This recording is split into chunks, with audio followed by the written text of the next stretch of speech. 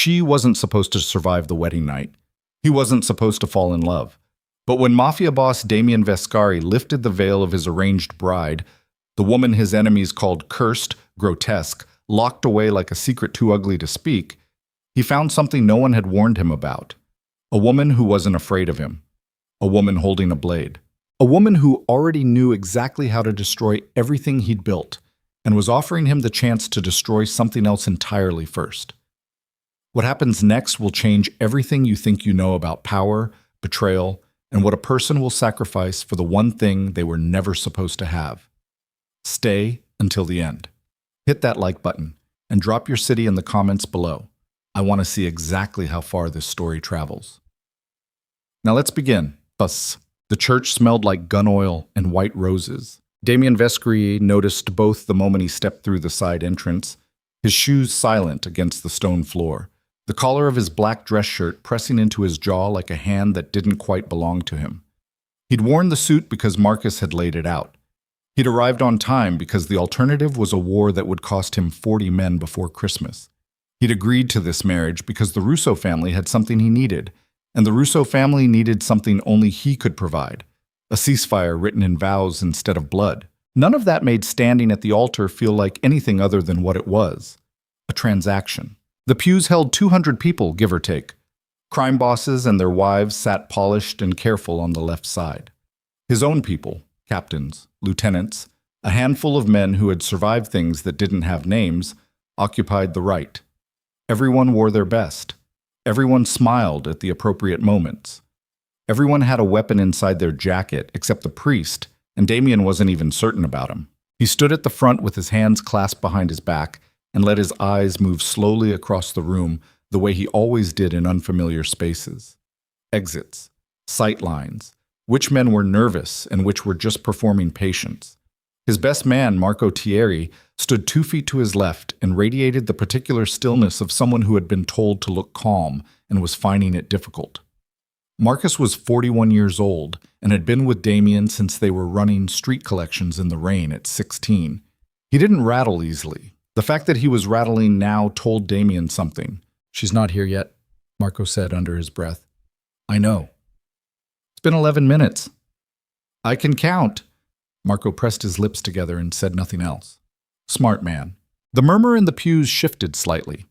Damien felt it before he heard it, a subtle change in the room's atmosphere, the way air pressure drops before a storm moves in. He kept his face still. He'd learned to keep his face still when he was 9 years old, watching his father conduct business across a kitchen table that always had a gun somewhere beneath it, and the skill had served him across 2 decades of increasingly high-stakes rooms. It served him now as the double doors at the far end of the nave swung open. The woman who stepped through wasn't what he'd built in his mind. He'd been careful about that. About not building anything at all, actually. He knew the basics. Serafina Russo, 27 years old, only surviving daughter of the late Carmine Russo, who had died 3 years ago under circumstances the official record called a cardiac event, and everyone in the room understood to be something else entirely. Since Carmine's death, the Russo family had been run by his brother Alessandro, a man Damien had met 4 times and disliked more thoroughly with each encounter. The man sweated when he was lying, and he was almost always lying. Serafina had been kept out of public life since her father's death, which had fed the rumors. Scarred, people said. Damaged. There was a story about a fire, another about a breakdown, a third about something involving a man in Prague that no one could quite nail down. Damien had dismissed the rumors as gossip and focused on the facts. The facts were that this marriage would end 9 years of warfare that had bled the city dry. 9 years of ambushes and counter-ambushes, of men turning up in rivers and parking structures, and once, memorably, inside a concrete pillar of a building currently under construction in the financial district. 9 years of paying off police and city council members and federal contacts who were growing increasingly expensive and increasingly nervous. 9 years of burying people he'd known since childhood and writing condolence checks to their wives and watching their children grow up without fathers. He was 34 years old, and he was tired in a way that sleep no longer touched, so he'd agreed to a wedding. He watched her walk down the aisle, and he kept his face still, and he felt something shift slightly in his chest, which he registered and filed away without allowing it to show. She was tall for a woman, nearly his height in the heels she wore, which were low and sensible. A choice that told him something, though he wasn't sure what yet. The dress was white and structured and covered her arms to the wrists, which could have supported the burn scar theory or could have simply been fashion. Her hair was dark, pinned up with precision, and the veil obscured her face completely. She walked without hesitation, without the halting, uncertain steps he'd half expected from a woman described as damaged. She walked like someone who had decided where she was going and intended to arrive. Alessandro Russo walked beside her, one hand tucked beneath her arm in the performance of a father's pride, which was grotesque given the circumstances. He was a heavy man with a damp face and eyes that moved too quickly, checking the room in the way a person does when they're calculating rather than celebrating. He caught Damien's gaze and offered a smile that didn't reach anything above his cheekbones. Damien nodded once and looked back at the woman. She was looking at him. Through the veil, he couldn't see her face clearly, but he could feel the quality of her attention, direct and unimpressed and somehow assessing, as if she were the one deciding whether to go through with this. He found he respected that, even as it irritated him. The ceremony was short. The priest spoke words Damien didn't fully register. He said the expected phrases when prompted. She said hers in a voice that was steady and low, with an accent he couldn't place, educated, flat in the way of someone who had trained themselves out of a regional inflection. They did not look at each other during the vows. When the moment came for the ring, her hand was cold and still in his, the knuckles smooth, the nails cut short with no polish. A working hand.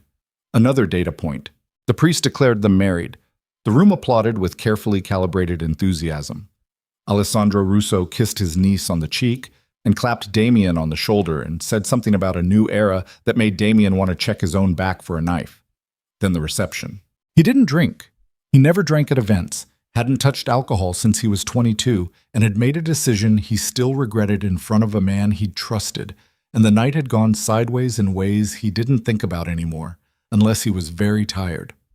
He stood at the edge of the hall and watched his new wife move through the crowd, and he monitored her the same way he monitored everything, for information, for tells, for the small behavioral signatures that preceded trouble. What he observed was interesting. She spoke to his people with the easy familiarity of someone who had been reading intelligence files rather than living in isolation. She knew names that hadn't been announced. She asked Marco Thierry about his daughter's school recital, which Marco had mentioned to precisely 3 people, none of them Russo affiliates. She avoided Alessandro's orbit with the practiced indifference of someone performing distance, not feeling it, always knowing where he was in the room without appearing to watch him. She was gathering information and feeding disinformation simultaneously, and she was doing it at her own wedding reception. Damien watched this for 2 hours without moving toward her. At 11:45, the last of the guests filed out into the Chicago night. The hall staff cleared the remnants of a celebration that had been, at its core, a negotiation. Marco caught his eye from across the room, and Damien gave him the slight nod that meant you can go, and Marco went, and the doors closed. And for the first time in the 9 hours since this day had begun, Damien Vescari and Serafina Russo were alone. She was standing at the tall windows that faced the lake. The dress looked different without the crowd around it. Less ceremonial, more like armor. She was still wearing the veil. "You can take that off," he said. She didn't turn around. "I know." He waited. She reached up slowly and lifted the veil away from her face, and when she turned, he understood why the rumors had been so elaborate. Her face was not what anyone would have expected from the story they'd been told about her. She had the bone structure of someone's old painting, not soft, not pretty in the way that invited comfort, but arresting, the kind of face that made rooms recalibrate. There was a thin scar along her left jaw, pale and healed old, ending just below her ear. Her eyes were dark and direct and showed absolutely no trace of the anxiety or gratitude or relief he might have expected from a woman who had apparently been kept as a family secret for 3 years. What she showed him instead was assessment. The same quality of attention he'd felt through the veil during the ceremony. Deliberate, calculating, and completely unafraid of him. He had been in rooms with men who were afraid of him. He understood the physiological signatures. Her heart rate was calm. Her breathing was even. Either she was extraordinarily controlled, or she genuinely did not experience him as a threat. He didn't know yet which option he preferred. "Damien Vescari," she said, not a question. You know who I am. I know everything about you. She said it without arrogance, the way a person states weather. The Pescara contracts from 4 years ago. The arrangement with the Kowalski family in the Polish corridor. The federal contact you've been cultivating in the Eastern District for 18 months. The money that moves through the Lakeview construction accounts. A pause. The night Marcus Thierry's brother died and what actually happened versus what the report said.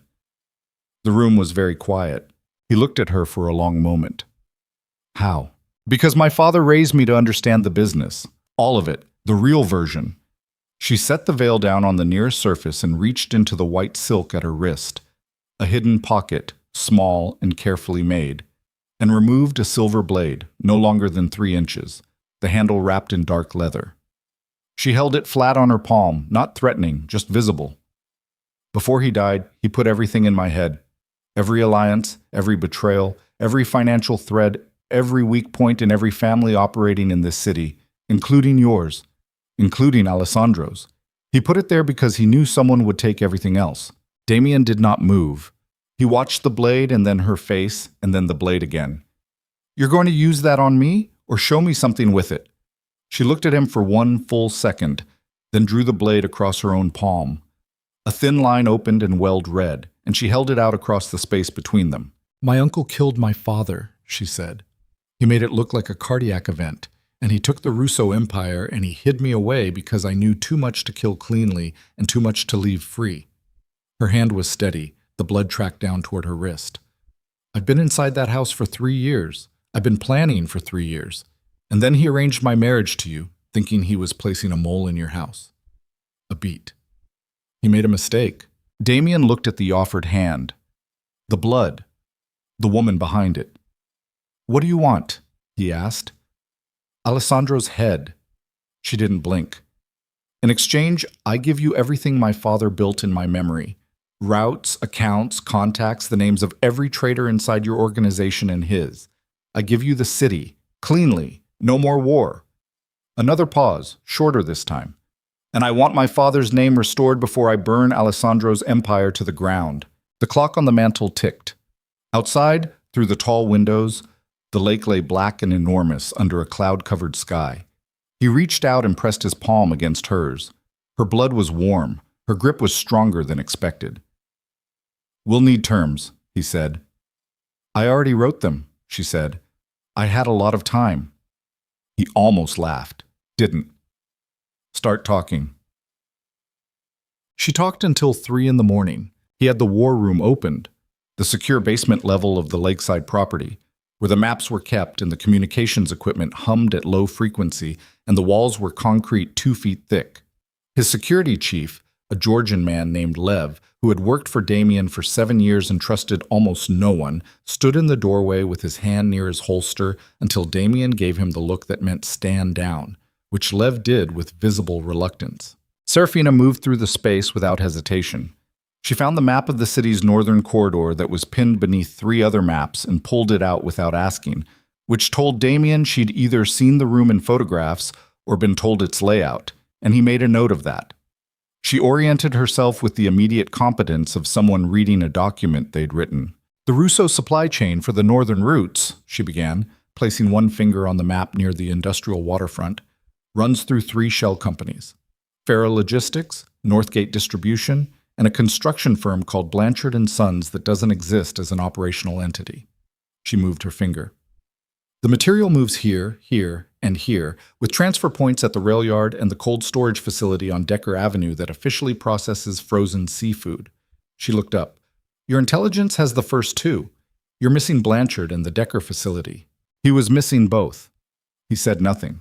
The accounts connected to those operations are split between 3 offshore jurisdictions and 2 domestic shadow banks operating through legitimate fronts.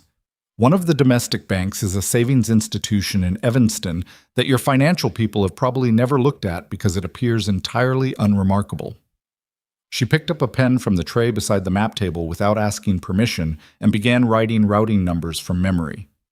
These are the transfer sequences. These are the associated accounts.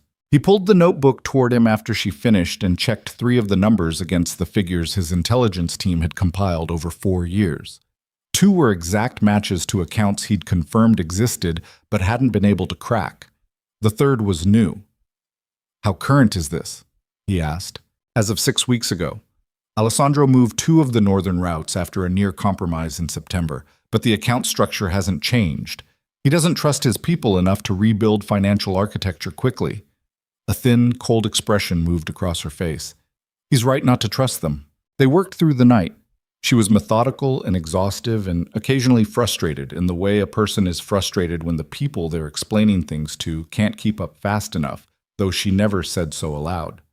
She caught herself once, a hesitation before a particular file number, a brief pause, and he noticed it and said nothing, filling it away as a pressure point she had disclosed when she chose to and not before. Around 2 in the morning, he had coffee brought down. She accepted a cup and drank it without comment and kept working. He watched her hands when she wrote, efficient, no wasted motion, and her face when she encountered data she found satisfying versus data she found troubling. She had a specific micro-expression for betrayal information, a brief compression at the corners of her mouth, like she was tasting something old. "Your cousin," she said around 2:15, setting down her pen. Damien looked up from the financial trace he'd been following. "Roman Vescari." She said it neutrally. "My uncle spent significant time developing a relationship with him before our wedding was arranged. Roman and Alessandro have business, territory disputes near the port. It's managed." She looked at him with the patient expression of someone waiting for a person to hear what they've just said. "Damien, Alessandro doesn't have relationships. He has investments." She let that sit. "Roman was introduced to 3 of Alessandro's financial people over the past 8 months. He was present at a private dinner in March that had no legitimate explanation for his attendance." She pushed a piece of paper across the table, written from memory, names and dates and locations in her precise handwriting. "I'm not telling you your cousin is a traitor. I'm telling you that Alessandro has been cultivating someone close to you for at least 8 months, and your cousin has been in the right places at the right times with unusual frequency." He looked at the paper for a long time. Roman was 3 years younger than him. They had grown up in the same house after Roman's father, Damien's uncle, had gone to prison when Roman was 11. Damien had looked after him, found him his first position in the organization, promoted him twice. He was currently the operational head of the Vescari Syndicate's Southside Holdings, which gave him access to certain financial and logistical information that Damien now found himself viewing in a new and uncomfortable light. "This is speculation," he said. "Yes," she agreed. "It's informed speculation. Don't act on it. Watch him." She picked her pen back up. "I'm just making sure you know what to watch for." She said it without condescension and without the particular weight of someone scoring a point. She said it like a professional laying out a risk assessment. Damien noted that too, the absence of performance in it. They finished at 3:20 in the morning. She set her pen down and stretched her neck slowly from side to side, a private gesture, the first one he'd seen.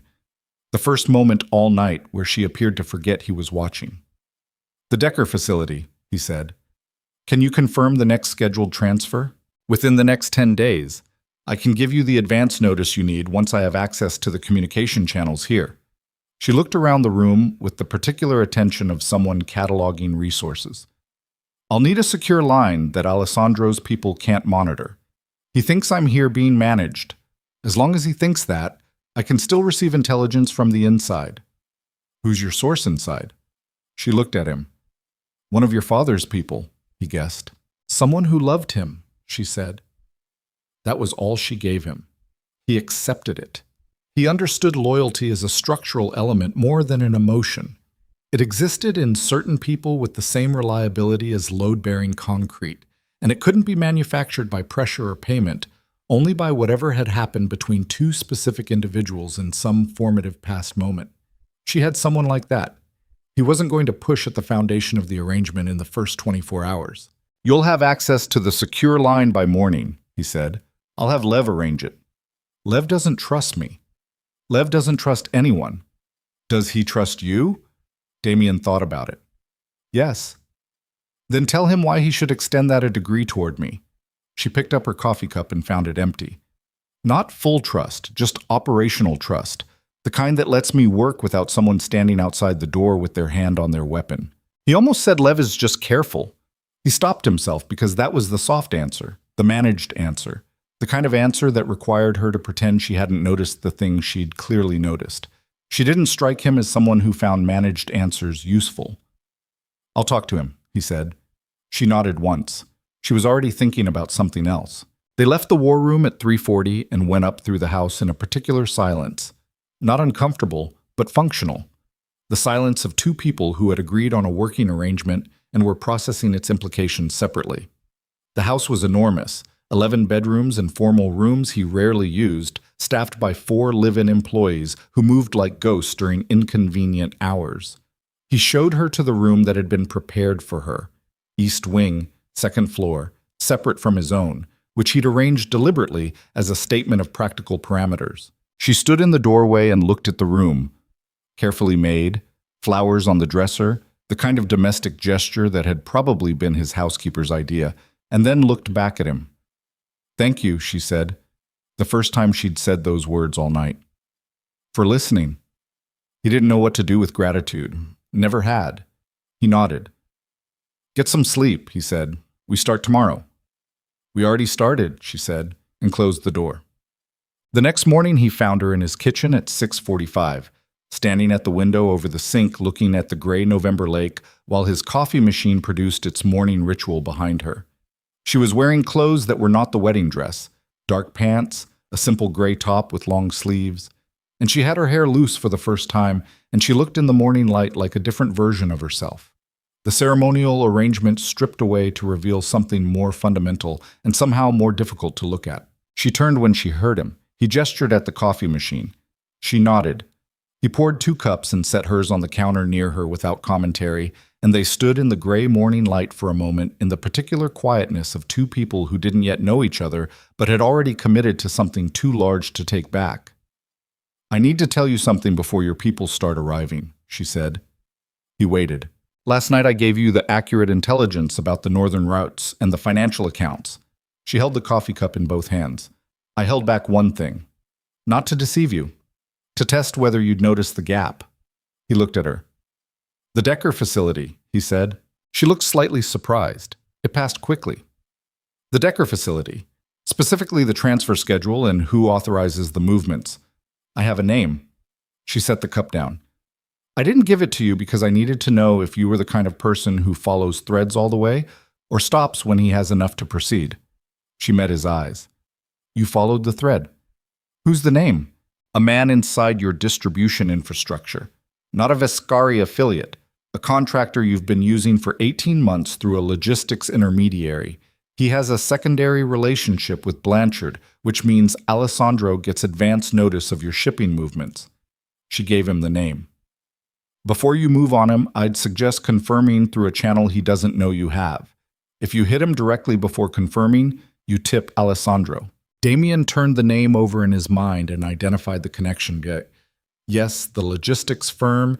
Yes, the 18-month relationship. Yes, the shipping movements. It fit. It fit with a precision that was either extraordinary or manufactured, and the only way to know which was exactly what she'd said, a channel Alessandro didn't know he had. He had one. He'd been building it for 2 years for exactly this kind of moment. He looked at her across his kitchen in the gray morning light and understood that he was in the presence of someone who thought several moves ahead as a baseline, not as an effort. He was accustomed to being the most operationally intelligent person in most rooms.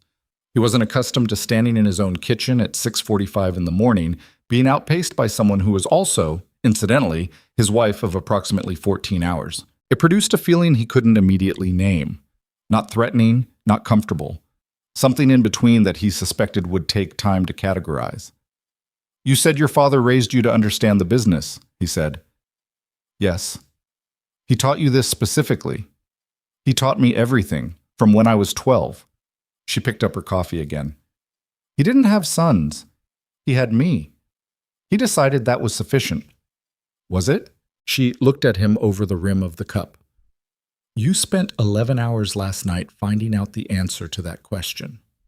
He didn't reply. He didn't need to. The first test came 6 days later. His intelligence chief, a focused woman named Dana Hess, who had been with the syndicate for 4 years and had the specific cold pragmatism of someone who had grown up poor in a city that punished it, came to him on the 5th day with confirmation of 2 of Serafina's disclosed account numbers and the Blanchard connection. On the 6th day, she came back with the contractor's name on a paper she set on Damien's desk without speaking. It matched exactly. Damien gave the order to pull the contractor's access quietly and substitute clean logistics through a parallel channel. No confrontation, no arrest, no signal to Alessandro that the thread had been found. He told exactly 3 people what he'd done and why. He didn't tell Roman. That same evening, Serafina appeared in the doorway of the war room where he was working late and said, "Alessandro called his financial handler this afternoon. Routine check, but he asked specifically about the Decker transfer timing, which means he's nervous about something. He'll either move the schedule up or add security." "How do you know he called the financial handler?" She showed him her phone, a simple text message and a code that resolved to the information she'd just delivered. Her inside source. She didn't offer the number or the sender's identity, and he didn't ask. The information was verified by the manner of its delivery. Casual, spontaneous, undramatized, in the way that useful intelligence usually arrives. "We need to move on Decker within 5 days," she said.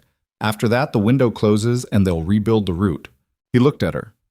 In the war room's harsh overhead light, she looked less like the woman from the wedding and more like something sharper.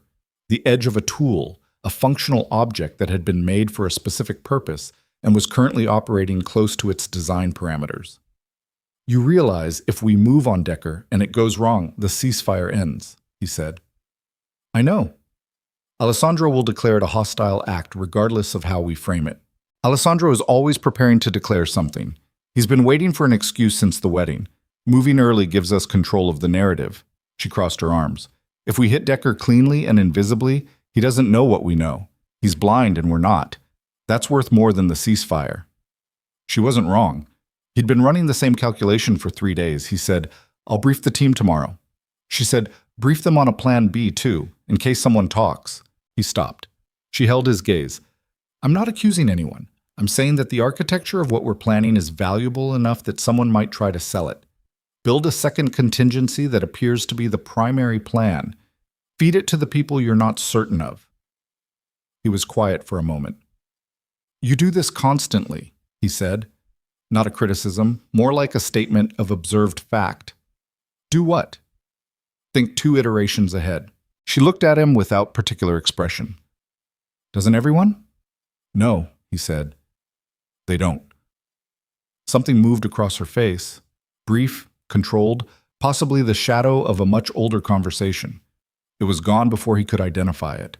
She uncrossed her arms and turned back toward the door. "Get some sleep," she said, echoing his words from the first night back at him. "We have work tomorrow." He watched her go and sat with the particular cognitive dissonance of a man who had spent 9 years operating alone at the top of an architecture built entirely on distrust, and who was now trying to figure out what it meant that the most useful person he'd encountered in those 9 years had arrived wearing a wedding dress and carrying a blade. He didn't resolve this question that night.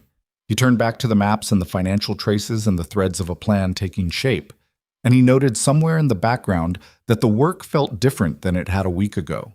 Not easier, but more precise, like operating in better light. Outside, the lake was dark and cold, and the city threw its colors against the low November sky. In the east wing of the house, behind a closed door, his wife of 6 days was either sleeping or planning, and he found he could not tell which option felt more natural for her, and found further that both options made a certain functional sense, and filed the whole thing away under the growing category of things about Serafina Russo that contradicted every expectation he'd brought to his own wedding. He worked until 1 in the morning. He had coffee at midnight. He ran the Decker logistics 3 more times, and each time arrived at the same 5-day window she'd identified. She was right about the window. He suspected she was right about the leak risk, too. He pulled out a clean legal pad and started building the decoy plan. Chet. On the 7th day, Roman came to the house. Damien had not seen his cousin since the wedding reception, where Roman had been present in the pleasant and slightly excessive way of a man performing celebration. Roman Vescari was 31, dark-haired, possessing the particular handsomeness that made people trust him faster than they should, which was a quality Damien had noted and found useful, and was now finding useful in a different way. He ran the South Side operations with competence, occasionally with brilliance. He was ambitious in the way of someone who had been told repeatedly that he was capable of more and had taken it seriously. He arrived at 10 in the morning. He had coffee in the formal sitting room, which was a room Damien never used but which presented the correct visual gravity for certain conversations. Serafina was not present. She was 3 floors below in the war room, and Damien had left her there deliberately, which she understood without his having to explain it. Roman asked about the Decker operation within 11 minutes of sitting down. He framed it as operational curiosity. He'd heard something through the South Side channels. Wasn't it related to the Russo-Northern routes? Shouldn't he be read in given the potential crossover with his territory? He was smooth about it. Under different circumstances, Damien would have been slightly impressed. He said, "Nothing worth briefing yet, still in the assessment phase." Roman nodded. "Ask 2 more questions, General, about the new intelligence source." "She's actually useful, then." And Damien watched his cousin's face the way he watched all faces for the faint biometric signals of dishonesty, and what he saw was the same thing he sometimes saw on Alessandro's face. Calculation presented as ease. He gave Roman nothing except the decoy logistics, casually, naturally, embedded in a broader discussion of Southside territorial management, the kind of thing that might seem like a small operational detail shared between trusted family. He watched Roman receive it and file it and carefully not react to it. After Roman left, Damien sat alone for a few minutes in the formal room's excessive quiet and felt the particular cold weight of a thing he'd suspected but not believed becoming a thing he now had to treat as fact. He went downstairs. Serafina was at the map table with a notebook, working through something she immediately covered with her hand when the door opened and then uncovered when she saw it was him. The gesture, the instinctive concealment, the immediate reversal, was the most purely unguarded thing he'd ever seen her do, and it told him that whatever was in the notebook was something personal rather than operational, and he respected the boundary of it without comment. "Roman just left," he said. She looked up. He asked about Decker within 11 minutes. She didn't say "I told you," didn't produce any expression of vindication. She just held his gaze and said, "Did you use the decoy?" "Yes." "Then we wait." She looked back at the map. "If Alessandro adjusts the Decker schedule within 48 hours, we have our confirmation." He pulled a chair from the wall and sat down across from her. "How long have you known?" he asked. She didn't pretend not to understand the question. "I had the timeline of Alessandro's cultivation efforts. I had the meeting dates. I had enough." She paused. "I didn't know your cousin. I didn't know how much he'd cost you to lose." Another pause. "I'm sorry for that." He looked at her. The apology was unexpected. Not in its content, but in its texture. It was real. She meant it. It sat between them without ceremony. "He was 12 when I took him in," Damien said. He didn't say it for sympathy. He said it because it was the relevant context. She nodded. She didn't add anything to it. She understood, he thought, the particular cost of betrayal by someone you'd constructed a version of yourself to protect. "We move on Decker in 4 days," he said, "regardless of Roman." "Yes," she said. He stood. At the door, he stopped. "The notebook," he said. "You don't have to cover it." She looked at him across the war room. "It's personal," she said. "Not defensive, just clear." "I know," he said. "I'm not asking about it." She watched him for a moment with something in her expression that he'd seen once before, briefly, at the wedding, when he'd made a choice about the ring that had been unremarkable to everyone else in the room, but which she had apparently registered. Something that was not softness, but functioned like it. "Thank you," she said. He nodded and went back upstairs. And behind him in the war room, his wife of 7 days opened her notebook again, and the house held its breath around them both. And 4 days out on the city's industrial waterfront, a facility full of weapons moved toward a window that was closing faster than either of them fully knew. The confirmation came in 31 hours. Not 48. 31. Serafina's phone buzzed at 4:17 in the morning, 2 days after Roman's visit, while Damien was still at the war room table working through contingency routes for the Decker operation. She appeared in the doorway 11 minutes later, dressed, hair pulled back, phone in hand, and the expression on her face was the one he'd learned to read as the controlled version of something worse underneath. She set the phone on the table in front of him without speaking. The message was coded. She translated it in 4 words. Decker moved up tomorrow. Damien looked at the message. He looked at her. He looked back at the message. Alessandro got the decoy, she said. He moved the transfer to avoid what he thinks is our operation window, which means he's acting on information that came from inside this house. She pulled the phone back. Roman made contact within 3 hours of leaving yesterday. That's not deliberation. That's standing instructions. The war room was very quiet. The communications equipment hummed. The overhead light was harsh and white and showed everything without mercy. How confident are you in the Decker location? He asked. Completely. It hasn't changed. Only the timing. They moved the shipment forward. They didn't move the site. They don't have time to relocate a shipment that size overnight. How big? Enough to rearm 3 of Alessandro's depleted crews and have surplus for resale. She crossed her arms. If he gets that shipment through, he doesn't need the ceasefire anymore. He has enough hardware to push south and take your distribution corridor by force. Damien sat with that for a moment. He pressed 2 fingers against his mouth and stared at the map. We move tonight, he said. Yes. With who? Your most trusted 6. Nobody Roman has had contact with in the last 2 weeks. She moved to the map table and pulled the northern waterfront section to the top. The facility has 4 entry points. The loading dock on the eastern face is the primary transfer point. That's where the material will move. West access is a fire exit, rarely monitored. North and south are service entrances with basic electronic locks. She put her finger on the map. You want 2 people on the dock approach, 2 covering the west exit, 2 on overwatch from the elevated storage structures across the access road. You've been inside. Photographs, floor plans from a building permit filing from 3 years ago. She tapped the northern service entrance. The permit was filed under a subsidiary that traces back to Blanchard. Alessandro used legitimate documentation to renovate a facility he planned to use illegally, which is consistent with his pattern. He's a man who likes paperwork. The thin, cold expression. My father was the same way.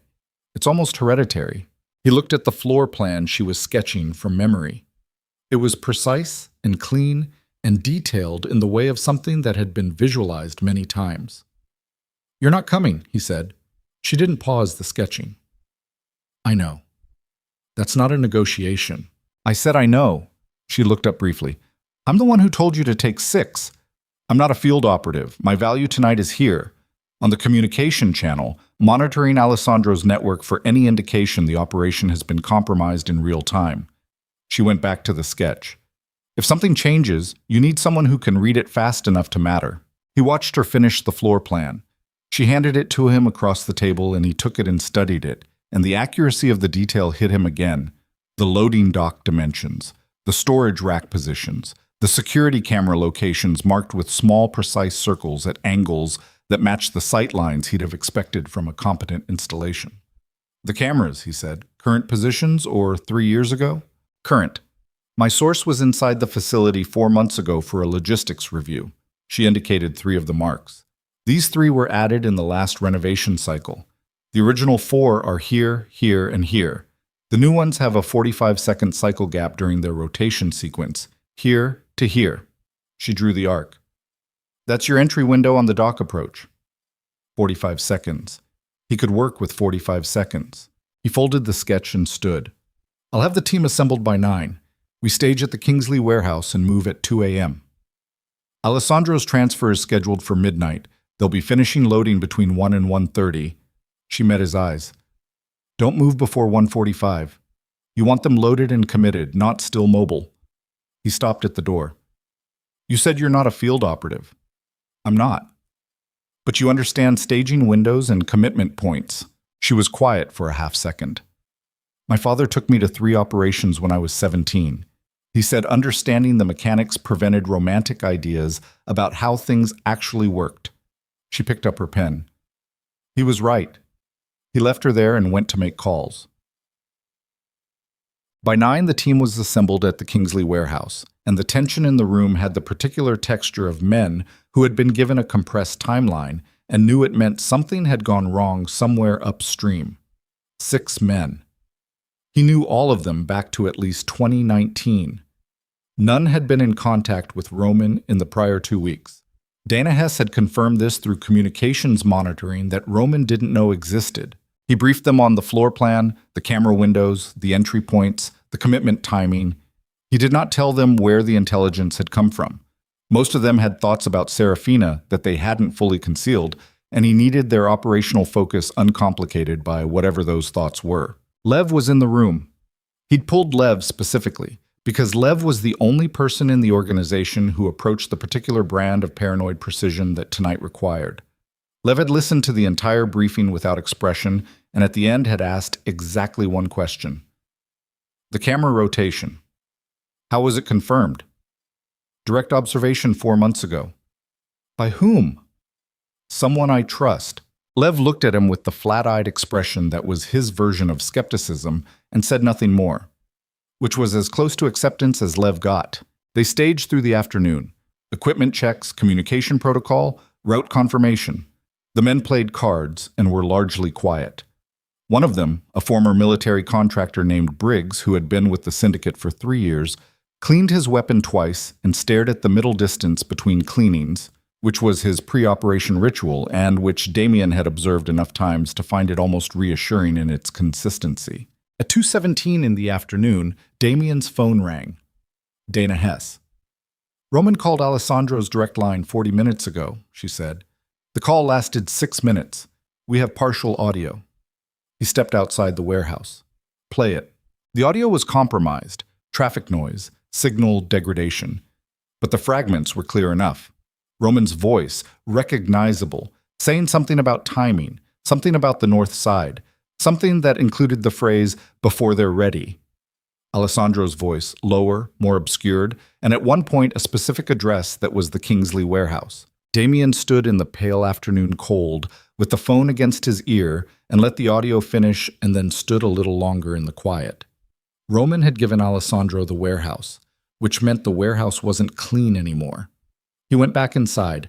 He looked at his team across the card table and the equipment cases and the accumulated ordinary objects of men prepared for violence, and he said, "We're moving the stage point. Pack now. Leave nothing." Nobody asked why.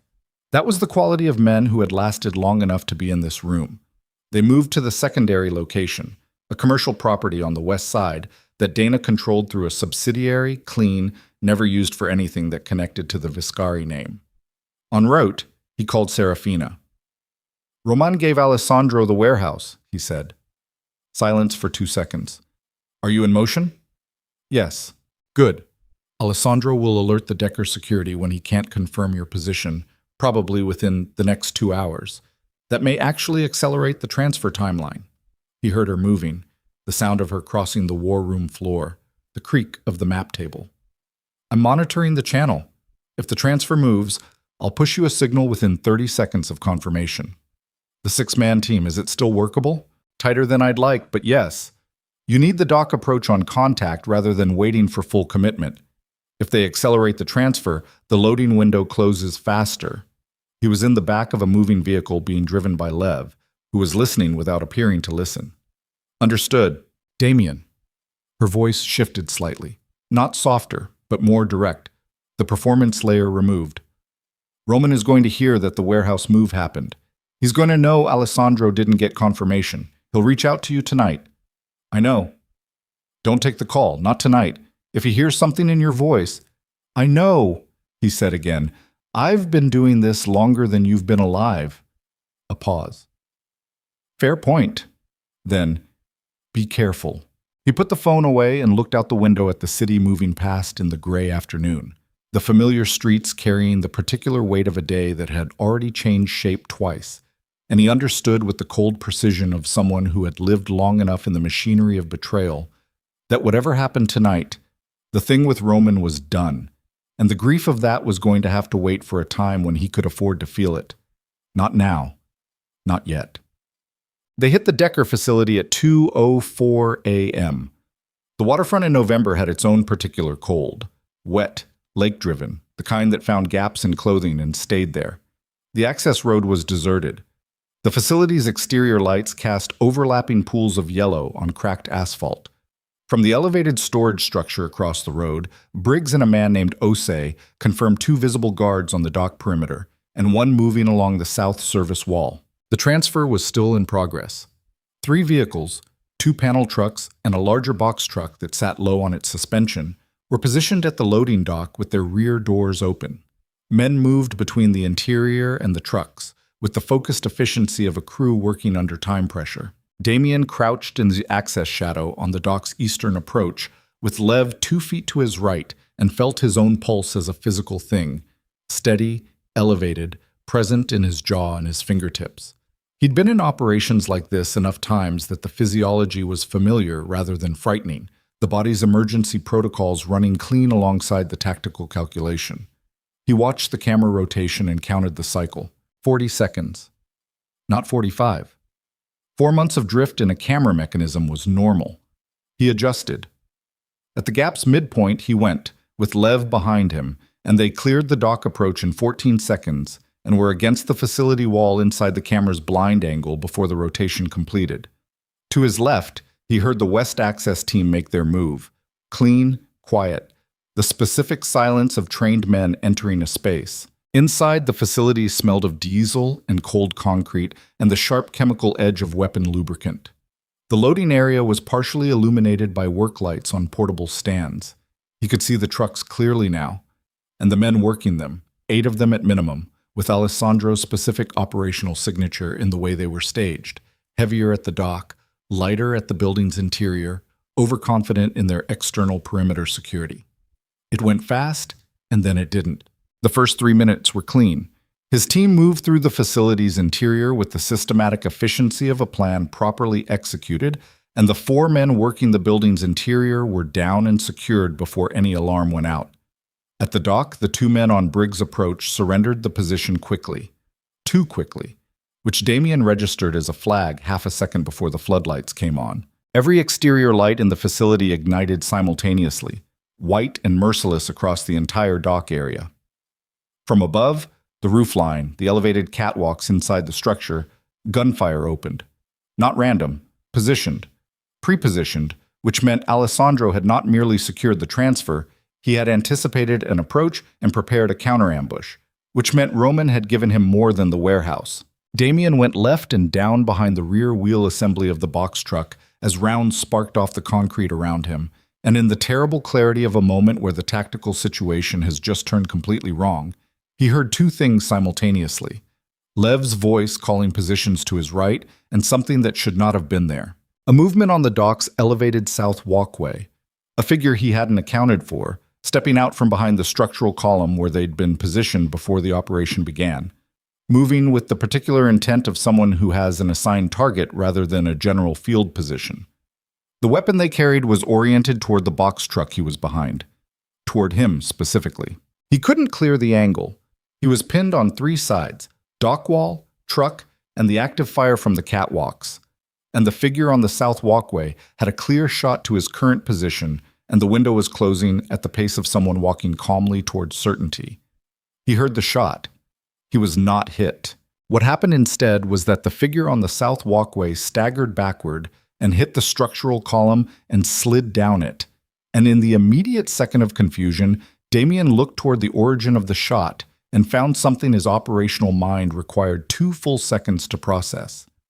Because the person who had fired from the facility's west access point, from the doorway he had watched his 2-man West team clear 17 minutes ago, was not one of his 6.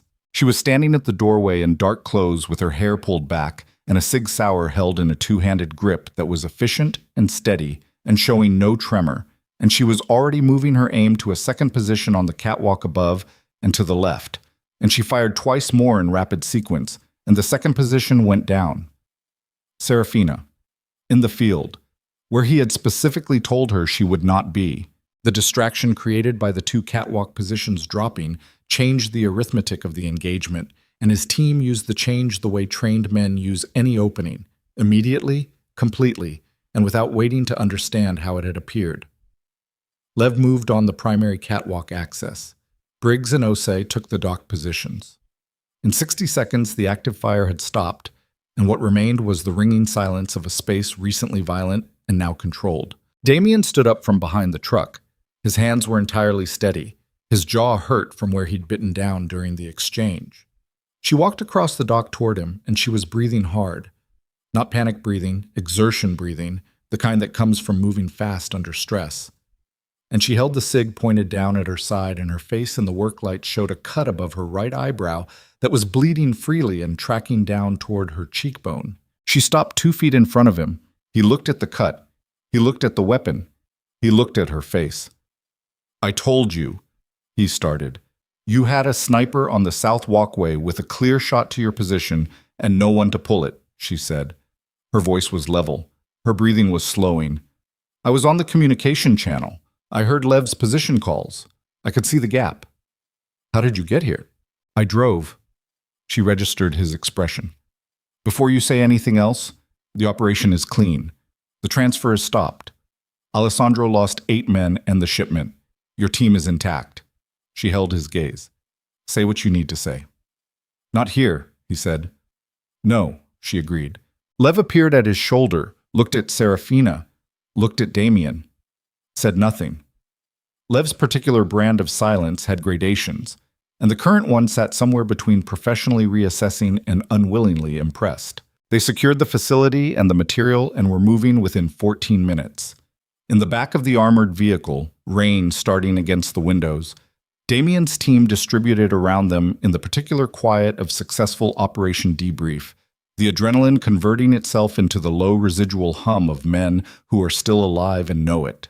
Serafina sat across from him with a piece of gauze from the vehicle's kit pressed against her eyebrow and her cig reholstered and her eyes down on the floor, not avoiding his attention but giving him space to deliver it when ready.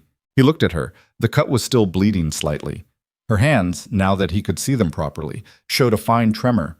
Not fear, the physical processing of spent adrenaline, the body's honest accounting of what it had just done. She noticed him noticing and placed one hand flat against her thigh, which stilled it. That gesture, the private management of an involuntary response, hit him somewhere below his ribcage in a way he hadn't anticipated. "You could have been killed," he said. His voice came out level. He hadn't been sure it would. "So could you," she said without looking up. "I made a calculation. The calculation was mine to make." She looked up then. The gauze was spotted red. "The calculation was wrong. Your position was compromised from the south walkway, and there was no one to address it. I addressed it." A pause. "I'm not apologizing for that. I'm not asking you to." He meant it. That was the complicated part. He looked away from her, out the rain-blurred window at the city moving past in the black night, and tried to arrange what he felt about the last 40 minutes into something that had clean edges and manageable proportions, and found that it didn't cooperate. She had disobeyed a direct operational directive. She had entered an active field engagement without briefing or backup coordination. She had saved his life with 2 clean shots in bad light under stress. And the thing that was sitting in him that he couldn't organize properly was not anger. It was something closer to fear, delayed, arriving now that the danger was past, the biological system catching up to the event it hadn't been allowed to process in the moment. The image of the figure on the south walkway with the weapon oriented toward his position, and what that position meant, and what would have happened without the intervention. He didn't do well with that image. He didn't want to examine why. "Alessandro knew we were coming," he said. "Not just the warehouse. He knew the approach." She lowered the gauze. "Roman gave him the floor plan." "How is that possible? Roman didn't have it." "He didn't have your floor plan." She pressed the gauze back. "He had Alessandro's own facility plans. He confirmed to Alessandro that we had them. Alessandro's security team added positions to account for the angles we'd use based on their own layout." She looked at him steadily. "He didn't need Roman to give him your information. He just needed Roman to confirm you had his." Damien sat with that. It was sophisticated. Alessandro was a sweating, calculating man with a damp face and ambitious accountants, but someone in his organization was thinking at a level that deserved respect in the specific cold way you respected a dangerous thing. "He'll know we have the shipment," he said. "Yes, by morning. The ceasefire ends." It was already ending. She set the gauze down on the seat beside her. The cut was clotting. Not serious, but it would bruise. He needed that shipment to move against you. Without it, he has 3 depleted crews and an intelligence failure that will make his remaining allies nervous. She met his eyes. He's weakened. Not finished, but weakened. If we move on the information we have before he can reconsolidate, Serafina. She stopped. He looked at her directly, which he didn't often do. Not the operational attention he regularly gave her, the data collection attention, but something more straightforward and more uncomfortable. The attention of one person taking clear inventory of another. When you came through that doorway, he said, were you afraid? She was quiet for a moment. The vehicle moved through wet streets, and the rain on the windows made shifting shadows across her face. Yes, she said, simply. But you came anyway. She said nothing for 2 seconds. 3. Then, you were the first person who dealt with me straight. In 3 years of being managed and positioned and kept, you were the first person who... She stopped herself, looked at the floor again. Yes, I came anyway. The vehicle was quiet around them. Lev drove. The city moved past in the rain. Damien said nothing. He filed it in the category of things that required more time and better light and less adrenaline in the blood before he could look at them properly. But something had shifted in the geometry of what they were to each other, and he felt it clearly, and he suspected she did too, and neither of them named it, and the rain came down on the city that was already changing shape around them. His phone buzzed. Roman. He looked at the screen, let it ring, watched it go to voicemail. Serafina was watching him. Tomorrow, he said. Tomorrow, she agreed. He put the phone away and looked back out the window and thought about the sniper on the south walkway and the shot that hadn't hit him, and the woman sitting 4 feet away who had made that calculation and come through a doorway she hadn't been told to enter, and somewhere underneath the exhaustion and the cold and the operational arithmetic, something that he was not yet willing to call what it was turned over once in his chest, and Roman's voicemail ran 40 seconds. Damien listened to it once, standing in the kitchen at 6 in the morning with the rain still coming down outside and the coffee untouched in his hand. Roman's voice was easy and warm and carried the specific practice concern of a man who had been rehearsing the call since at least midnight. He'd heard about something happening on the waterfront. He was worried. He wanted to make sure Damien was safe. He'd tried to reach him last night and the phone had gone unanswered, which had scared him honestly, because after everything they'd been through, Damien deleted it.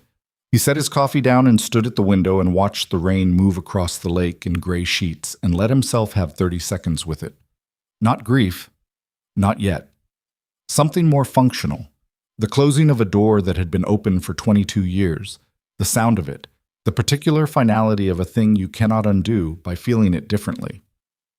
30 seconds. Then he picked up his phone and called Dana Hess. I need Roman's full communication record, he said. 60 days. Every channel we monitor. I started pulling it at 3 this morning, she said. It's on your secure terminal. He thought about asking how she'd known. Decided the answer was that Dana Hess was very good at her job and he should stop being surprised by it. Alessandro's response to last night, he said. Nothing public yet. Internal communications show controlled panic. He lost the shipment, 8 men, and the facility is burned as a transfer point. His financial handler made 3 calls in the last 2 hours to numbers we've been tracking in the offshore accounts. A pause. He's consolidating liquid assets. He's preparing to move. That's my read. Timeline? Based on the account activity, 72 hours, maybe less. He thanked her and ended the call and stood in the kitchen until Serafina appeared in the doorway, looking like someone who had slept 3 hours and decided that was sufficient. The cut above her eyebrow had bruised exactly as expected, a deep purple crescent running toward her temple, and she'd covered it with nothing, which he found consistent. She looked at his face and read something in it. Roman's voicemail. Yes. How bad? It was very good, he said. That's how bad it was. She came in and poured coffee and stood beside him at the window rather than across from him, which was a small positional choice he noticed without reacting to. The rain, the lake, the city out there doing its ordinary morning business on top of everything that had happened in the dark. Alessandro is consolidating assets, he said. Dana gives us 72 hours. Less, she said. He'll want to move before we can build on last night's position. Waiting costs him more than we do right now. She drank. He has two options. Hit us directly, which requires hardware he no longer has in sufficient quantity, or take a political approach. Reach out to the other families, frame last night as Vescari aggression, try to build a coalition. The coalition play. It's what he'd do. It's what my father would have done in the same position. Something moved across her face. Alessandro learned from Carmine. He just learned the wrong parts. Damien looked at her profile. What do you mean? She was quiet for a moment. My father understood that relationships were the real currency, not alliances. Relationships. The difference is that alliances are transactional and relationships have weight. She turned the cup in her hands. Alessandro learned the transactional version. He thinks accumulating favors and leverage is the same thing as being trusted. A pause. It's not. When he goes to the other families, they'll listen because they have to. They won't move because they want to, unless he offers them something concrete. Yes, she looked at him. Which is why the next 72 hours matter. He nodded. He already knew what needed to happen. The shape of it had been assembling since the vehicle ride home in the rain. I need to meet with the Kessler group and the Marchetti faction before Alessandro reaches them. Consolidate the neutral positions. I can give you the right entry points for both. She set her cup down. But that's not the immediate problem. He looked at her. Roman, she said. He's going to appear somewhere in the next few hours to perform concern. When he does, Alessandro will be watching the interaction to calibrate how much you know. If you tip Roman that he's burned, Alessandro adjusts his entire approach. She held his gaze. You have to meet with Roman. You have to be completely normal. The 30 seconds he'd given himself that morning had apparently not been sufficient. He felt the door again, its weight, its finality. I know, he said. I'm sorry, she said. He picked up his coffee. Set up the Kessler contact. Roman arrived at 11. He came through the front door with the ease of a man who had been coming through that door since he was 12 years old. And he brought coffee from a place Damien had liked years ago and had stopped going to for reasons that had nothing to do with Roman. He set the cups on the kitchen island and looked at Damien with manufactured relief and said, Christ, I've been calling you since midnight. I had a long night, Damien said. I heard. The waterfront thing. Roman leaned against the counter. He was wearing a jacket Damien didn't recognize. Dark, new, a small choice that meant nothing and might mean something. Is everyone okay? Everyone's okay. Alessandro's shipment? Compromised. Roman nodded slowly, performing the calculation of a loyal lieutenant receiving operational news. He was very good. He had always been socially gifted in the way of someone who had learned early that charm was a survival mechanism and that education had not been wasted. That's a significant hit, Roman said. Yes. What do you need from me? Damien looked at him. He looked at the coffee Roman had brought. A small offering, a performance of normalcy so ordinary that it would have worked on almost anyone. He looked at Roman's hands on the counter, relaxed, and his shoulders, and the particular quality of his eyes, which were doing the thing they did when he was generating the next sentence rather than listening to the current moment. I need you to hold the south side steady, Damien said. Alessandro is going to try to destabilize the corridor in the next 48 hours. I don't want his people finding soft edges. Absolutely. Roman reached for his cup. Whatever you need. I'm going to be in meetings most of today. Don't reach out unless it's critical. I'll find you when I surface. Roman nodded. He drank. He said something about Lev, a joke at Lev's expense that was mildly funny and which Damien gave the appropriate partial smile to, and then Roman said he'd let him get to it and was at the front door in 2 minutes and gone.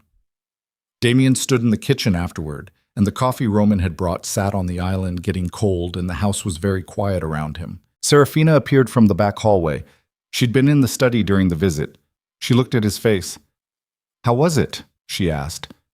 Fine, he said. She understood what fine meant in that context. She didn't push at it. Kessler can meet this afternoon, she said. Marchetti is harder. His man wants a location outside the city, which means tomorrow at earliest. Set them both. He looked at the untouched coffee. We have 72 hours. Less, she said again. The Kessler meeting was in a private room above a restaurant in the northwest part of the city, a place that belonged to a man with no affiliations, which made it useful for conversations nobody wanted recorded. Emil Kessler was 63, had run his operation with the blunt administrative efficiency of someone who had decided long ago that violence was expensive and preferred to keep it as a last resort. He sat across the table from Damien and ate bread and said very little for the first 10 minutes while Damien laid out the situation with the precision and economy of someone who knew that Kessler charged the quality of a man's judgment by how many words he used. "Alessandro is going to come to you," Damien said. "He already has," Kessler said. Damien kept his face entirely still. Kessler tore a piece of bread. "Yesterday afternoon, before your waterfront operation, which means he anticipated that you'd come to me after." The old man looked up with the pale, interested eyes of someone who finds the mechanics of situations genuinely engaging. "He offered me the distribution corridor on the North Lake Shore in exchange for a position of neutrality." "And?" "I told him I'd consider it." Kessler put the bread down. "I'm telling you that I told him that. You can decide what to do with it." The room was quiet. Downstairs, the restaurant moved through its lunch service, the muffled, ordinary sounds of a city that didn't know what was being decided above it. "What do you want?" Damien asked. "I want to be on the correct side of what happens next, which means I want to understand what happens next before I commit to anything." Kessler folded his hands. "You have a new intelligence source. In the 3 weeks since your marriage, you've compromised 2 Russo financial threads and destroyed a major weapons shipment. The source is good." "Yes." "The source is your wife." Damien said nothing. Kessler smiled slightly. "Alessandro has been telling people she's a liability. A mole he placed in your house. He's been saying this for 3 weeks. The old man tilted his head. "The fact that you've been making gains rather than taking losses in those 3 weeks suggests Alessandro's narrative has a problem." "He miscalculated what he was sending me," Damien said. "Evidently." Kessler picked up the bread again. "I'll stay neutral, not because Alessandro asked me to, because I don't yet know the shape of what comes after you and Alessandro finish with each other, and I'd prefer to do business with whoever is standing." He looked at Damien evenly. "Bring me that shape before this is over, and I'll remember the conversation." It was the best he was going to get from Kessler. He accepted it and left. In the car, he called Serafina. "Alessandro reached Kessler yesterday," he said, "before the waterfront operation." Silence. Then, "He knew we'd go to Kessler after." "Yes." "Which means he's been wargaming our next moves, not just responding to them." Her voice had the specific quality of someone recalibrating. "Someone is helping him think ahead. Not Roman. Roman reacts. Someone else." "Who?" "I don't know yet." A pause that had weight in it. "Come back. I need to check something." She was in the war room with 3 notebooks open when he arrived, the financial traces spread across the map table, and her handwriting covering 2 pages in the tight, urgent script she used when she was working fast. She didn't look up when he came in. "4 months ago," she said, "when my source did the facility review at Decker, he reported back that there was a second person present who shouldn't have been. Not an Alessandro affiliate, someone he didn't recognize, consultancy type, well-dressed. He noted it as an anomaly, and I filed it. And then I connected it to something Alessandro said on the phone 2 weeks ago, which I dismissed at the time." She finally looked up. The bruised eyebrow made her expression harder to read. Or maybe it was the expression itself, something tightly controlled over something that was moving fast underneath. "He said our friend from the East. I assumed he meant the offshore financial contacts." She turned one of the notebooks toward him.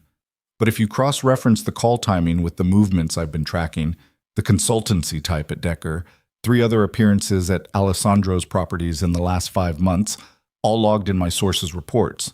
It's not a financial contact." He looked at the notebook. The dates, the locations, the descriptions, his own handwriting, almost. The style of documentation his father had taught him, which he had replicated exactly in every record he'd kept for the Viscari Syndicate for 16 years, and which he had shared with exactly 1 person outside the organization during a mentorship arrangement that had ended acrimoniously in 2021. He looked at the descriptions of the consultancy type again. Something cold began at the base of his spine. "The East," he said slowly. She was watching him. "You recognize something." "The description." He was careful with his voice. Medium height, dark overcoat, habit of carrying a portfolio rather than a briefcase. He put the notebook down. That's not an Alessandro contact. Who is it? He looked at the dates again. The first appearance was 14 months ago, before the ceasefire negotiations, before the wedding was proposed. He ran the timeline backward and felt it reorient into a shape that was completely different from the one he'd been operating inside. The ceasefire, he said. Alessandro approached us about the marriage arrangement 11 months ago. Yes. It was framed as Alessandro's initiative, his proposal. Yes, she said, more slowly now, following him toward something. What if it wasn't? He looked at her. What if someone suggested the arrangement to Alessandro, someone who stood to gain from positioning a specific person inside our organization? She was very still. The man with the portfolio, Damien said. His name is Victor Crane. He was my financial architect from 2018 to 2021. I cut him when I found out he'd been running a secondary arrangement with an outside party that compromised 2 of our accounts. He kept his voice level with effort. When I cut him, he left clean. I let him leave clean because the exposure of the arrangement would have cost us more than he had already taken. He left with knowledge of your entire financial architecture, she said. Yes. And 11 months ago he appears in Alessandro's orbit, and 3 months later Alessandro proposes a marriage alliance. She sat down slowly. Damien, the marriage wasn't Alessandro's play. No, it was Crane's. She put both hands flat on the table. He engineered the alliance. He positioned me as the mechanism. She was working through it in real time, her face doing the thing it did when she was processing betrayal data, the corners of her mouth, the old, cold expression. But it was more than that now, more visceral, because this wasn't operational information. This was the architecture of her own life reframing around her. He knew my father had put the intelligence in me. Alessandro knew it too, but didn't understand the value. He thought I was a liability to manage. Crane understood I was an asset to deploy. She looked up. He told Alessandro to send me to you. As a mole, Damien said. As a mole he controlled, she said. Not Alessandro's. His. Her voice had gone to a place below emotion, the flat register of someone whose threat assessment has just superseded everything else. Every piece of intelligence I've given you, he's been anticipating. The northern routes, the financial threads, the Decker operation. He built Alessandro's security response, Damien said, the pre-positioned counter-ambush. He designed it around what he knew I would give you. Her hands pressed harder against the table. The sniper on the south walkway, the specific angle. She looked at him and the bruised eye and the controlled face and the thing underneath it, and he understood in that moment what was underneath it. That was meant for you, Damien. Crane wanted you taken out at Decker. Alessandro gets the ceasefire ended. Crane steps into the power vacuum with Alessandro's backing, and... She stopped. And you were supposed to be there, Damien said quietly. She didn't answer. He sent you in, Damien said. He expected you to enter the engagement, because that's what you'd do. He looked at her steadily. The south walkway position wasn't for me. She was silent for a long moment. The war room's equipment hummed. Somewhere in the house, a door closed. He's been playing us both, she said finally. The flatness had something jagged in it now. From the beginning, Damien's phone lit up on the table between them. Dana Hess. He answered. Roman left the city 40 minutes ago, Dana said.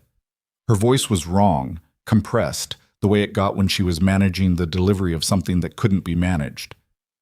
He took the I-90 East Corridor. We tracked him to a property in Hammond. The property belongs to a consulting firm registered in Delaware. A pause. The firm's registered agent is a man named Victor Crane. The war room was absolutely silent. There's something else, Dana said. We intercepted a communication out of that property 20 minutes ago, addressed to Alessandro Russo's direct channel. Another pause, shorter, the kind that precedes the thing that changes the shape of everything. It has your home address, Damien, the security system layout, the staff schedule. Her voice dropped almost imperceptibly. And Serafina's movement patterns for the last 2 weeks. Damien looked across the table at Serafina. She was already looking at him.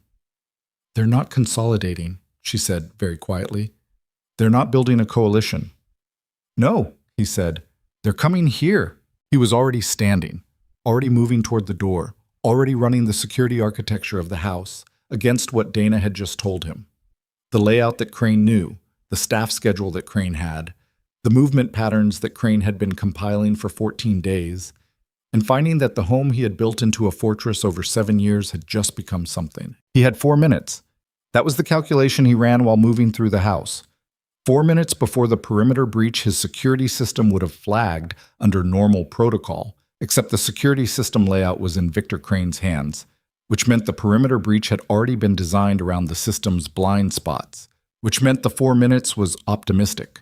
He pulled Lev's number as he moved down the main hallway. Lev answered on the first ring. I know, Lev said.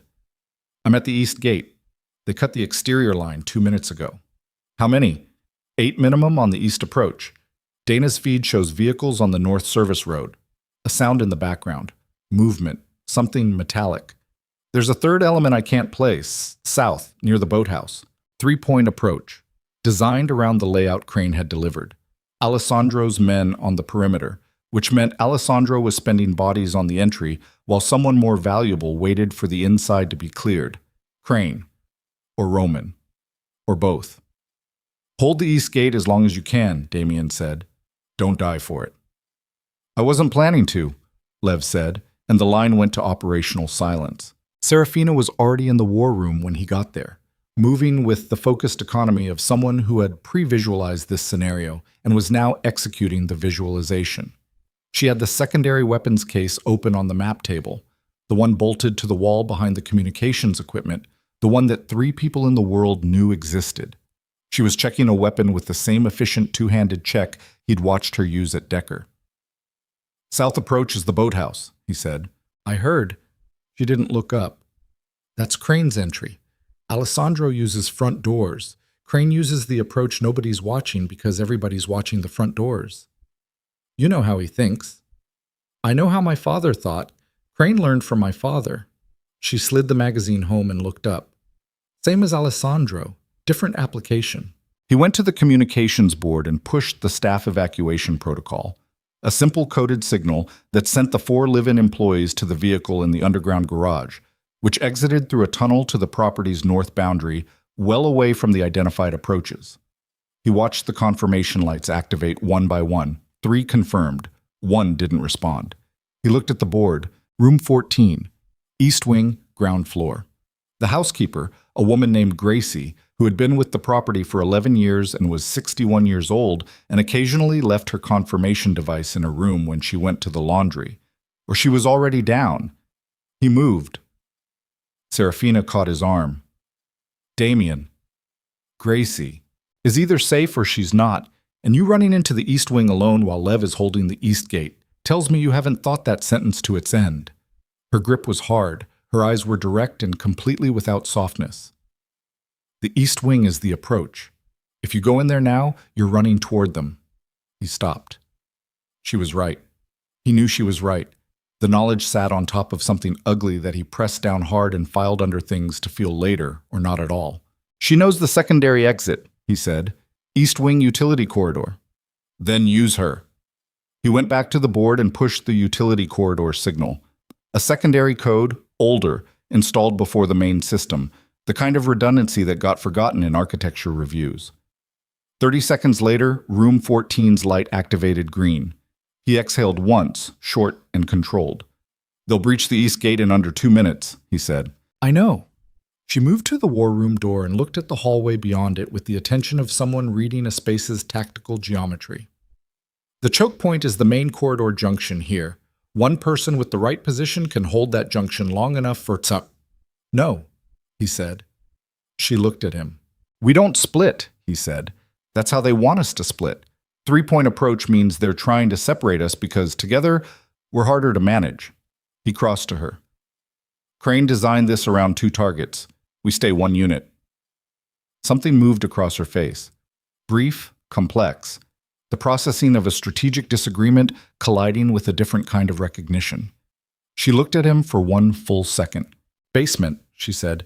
The tunnel access near the communications room. It runs under the north garden and exits near the tree line.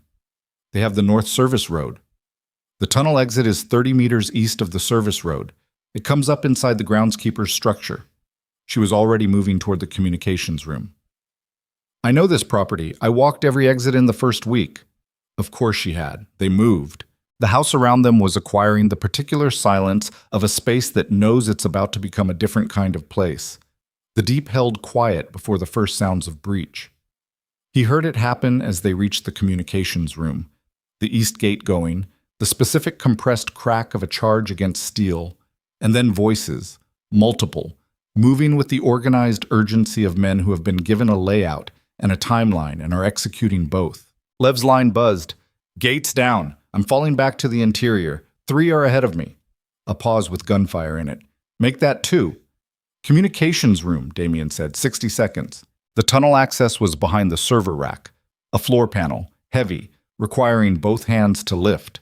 Serafina was already moving the rack on its casters when he got there, the wheels catching on the seam in the floor, and he got his hands under the panel edge and pulled, and it came up with the resistance of something that hadn't been moved in months. The tunnel was dark and smelled of old concrete and lake moisture. A single wire-mounted light strip ran its length, triggered by a manual switch near the entrance. He hit the switch. Pale yellow light stuttered on in intervals down the tunnel's length, illuminating perhaps 15 meters before the first bend. Lev came through the communications room door with blood on his left arm that was moving wrong, not a graze, something with depth, and his weapon in his right hand and his face showing the specific focused expression of a man who has been in worse situations and is treating this one with appropriate but not excessive concern. Damien caught his arm. Lev made a sound. How bad? Through and through. I've had worse. Lev looked at the tunnel. How long? 200 meters to the exit. Fine. Lev pulled his arm back and moved to the tunnel entrance with the particular stiff efficiency of someone managing pain through deliberate mechanical action. I'll go first. I'll go first, Lev said again, and went. Serafina was through next, and Damien followed, and he pulled the floor panel back into position above him with both arms at full extension, the weight of it settling back with a sound he felt through the concrete walls. And then they were moving through the yellow-lit dark in the specific compressed urgency of people who know exactly how much time they don't have. Behind them, through the floor and the walls, the house was being broken open. He heard it distantly as they moved. The sounds of a space being searched, doors, footsteps overhead, voices calling positions to each other in the clipped procedural language of men doing a job. He heard something shatter. He heard a door come off its hinges. He did not hear Gracie, which he chose to interpret as a positive sign, and would either confirm or not when this was over. Lev moved fast for a man with a hole in his arm. The tunnel bent twice, north, then northeast, and the sounds from above faded to nothing. And then the exit structure appeared ahead, a low door set into a concrete block, padlocked from the interior. Lev hit the padlock with the butt of his weapon twice, and it opened. Not the lock. The bracket. The old corroded bracket that had been on the door since the tunnel was built, which pulled free of the wood with the sounds of rust giving up its long argument with time. Cold air. November, the lake's breath. The specific dark of 4 a.m. countryside at a property's edge where the garden lights didn't reach. They came out into the groundskeeper's structure, tools, a riding mower, bags of salt for the winter paths, and stood in the dark and breathed. Lev immediately went to the structure's single window and looked toward the main house. Lights in every room, he said quietly. I count 4 exterior. They've posted perimeter after breach. He looked at his arm once, clinically, and pressed the torn jacket against it. The North Service Road has 2 vehicles. I can't see the boathouse approach from here. Crane's men, Serafina said. She was at the other side of the window, lower, looking at the angle Lev couldn't cover. The boathouse approach, now 2, possibly 3. They'll have come up through the south garden and held position when the east breach happened, waiting for the house to be cleared. Waiting for us to be flushed, Damien said. Yes. She looked at him. The 3-point approach wasn't designed to catch us in the house. It was designed to drive us toward the tunnel. The groundskeeper's structure was very quiet.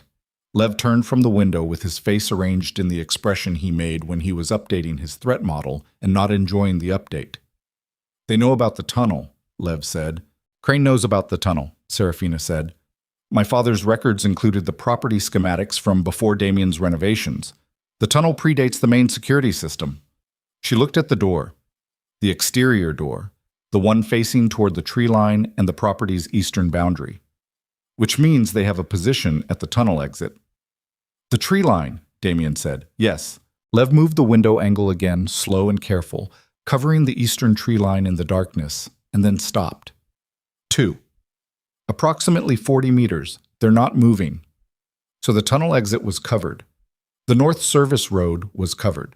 The main house was occupied, and the south garden held Crane's personal contingent. Damien looked at the space they were standing in and ran the geometry without letting the claustrophobia of it take hold. The specific skill of a man who had trained himself not to feel cornered even when the mathematics of a situation were doing their level best to corner him. He looked at Serafina. She was looking at the riding mower. He followed her gaze and then looked at the tool wall, rakes, a chainsaw, work lights on extension cables, and in the corner, under a tarp, the shape of something he'd put there himself 3 years ago and not thought about since because the property had not previously needed it. He pulled the tarp. A motorcycle, a late model trail bike, street legal but built for uneven ground, kept here for the property's rear access path that wound through the eastern boundary's natural terrain to the service road a kilometer away. He'd used it twice. It had a full tank because he'd had the groundskeeper maintain it on the seasonal schedule without knowing why he kept it. He knew why now. Serafina looked at it and looked at him and said, "The rear path comes out past the tree line coverage." If we go straight east from this structure, he said, not toward the tunnel exit, across the open garden first, then into the trees at the northeast corner. They'll see us cross the garden, Lev said. Yes. Lev pressed his jacket harder against his arm. How fast does that thing go on rough ground? Fast enough, Damien looked at him. You can't hold the weapon on uneven terrain with that arm. I can hold it fine. Lev. I can hold it fine, Lev said again, with the particular finality of a man who has decided something, and the decision is not open. I'll draw the tree line position while you cross. Give you the window. Serafina had found the work lights. She was already running cable toward the exterior wall, toward the cracked siding panel at the structure's north face that let light leak toward the service road. Damien watched her for half a second and understood what she was doing without her explaining it. Draw both positions, he said. She looked up. Both. Yes. The work lights were industrial, 400 watts each, the kind that turned a construction site into noon.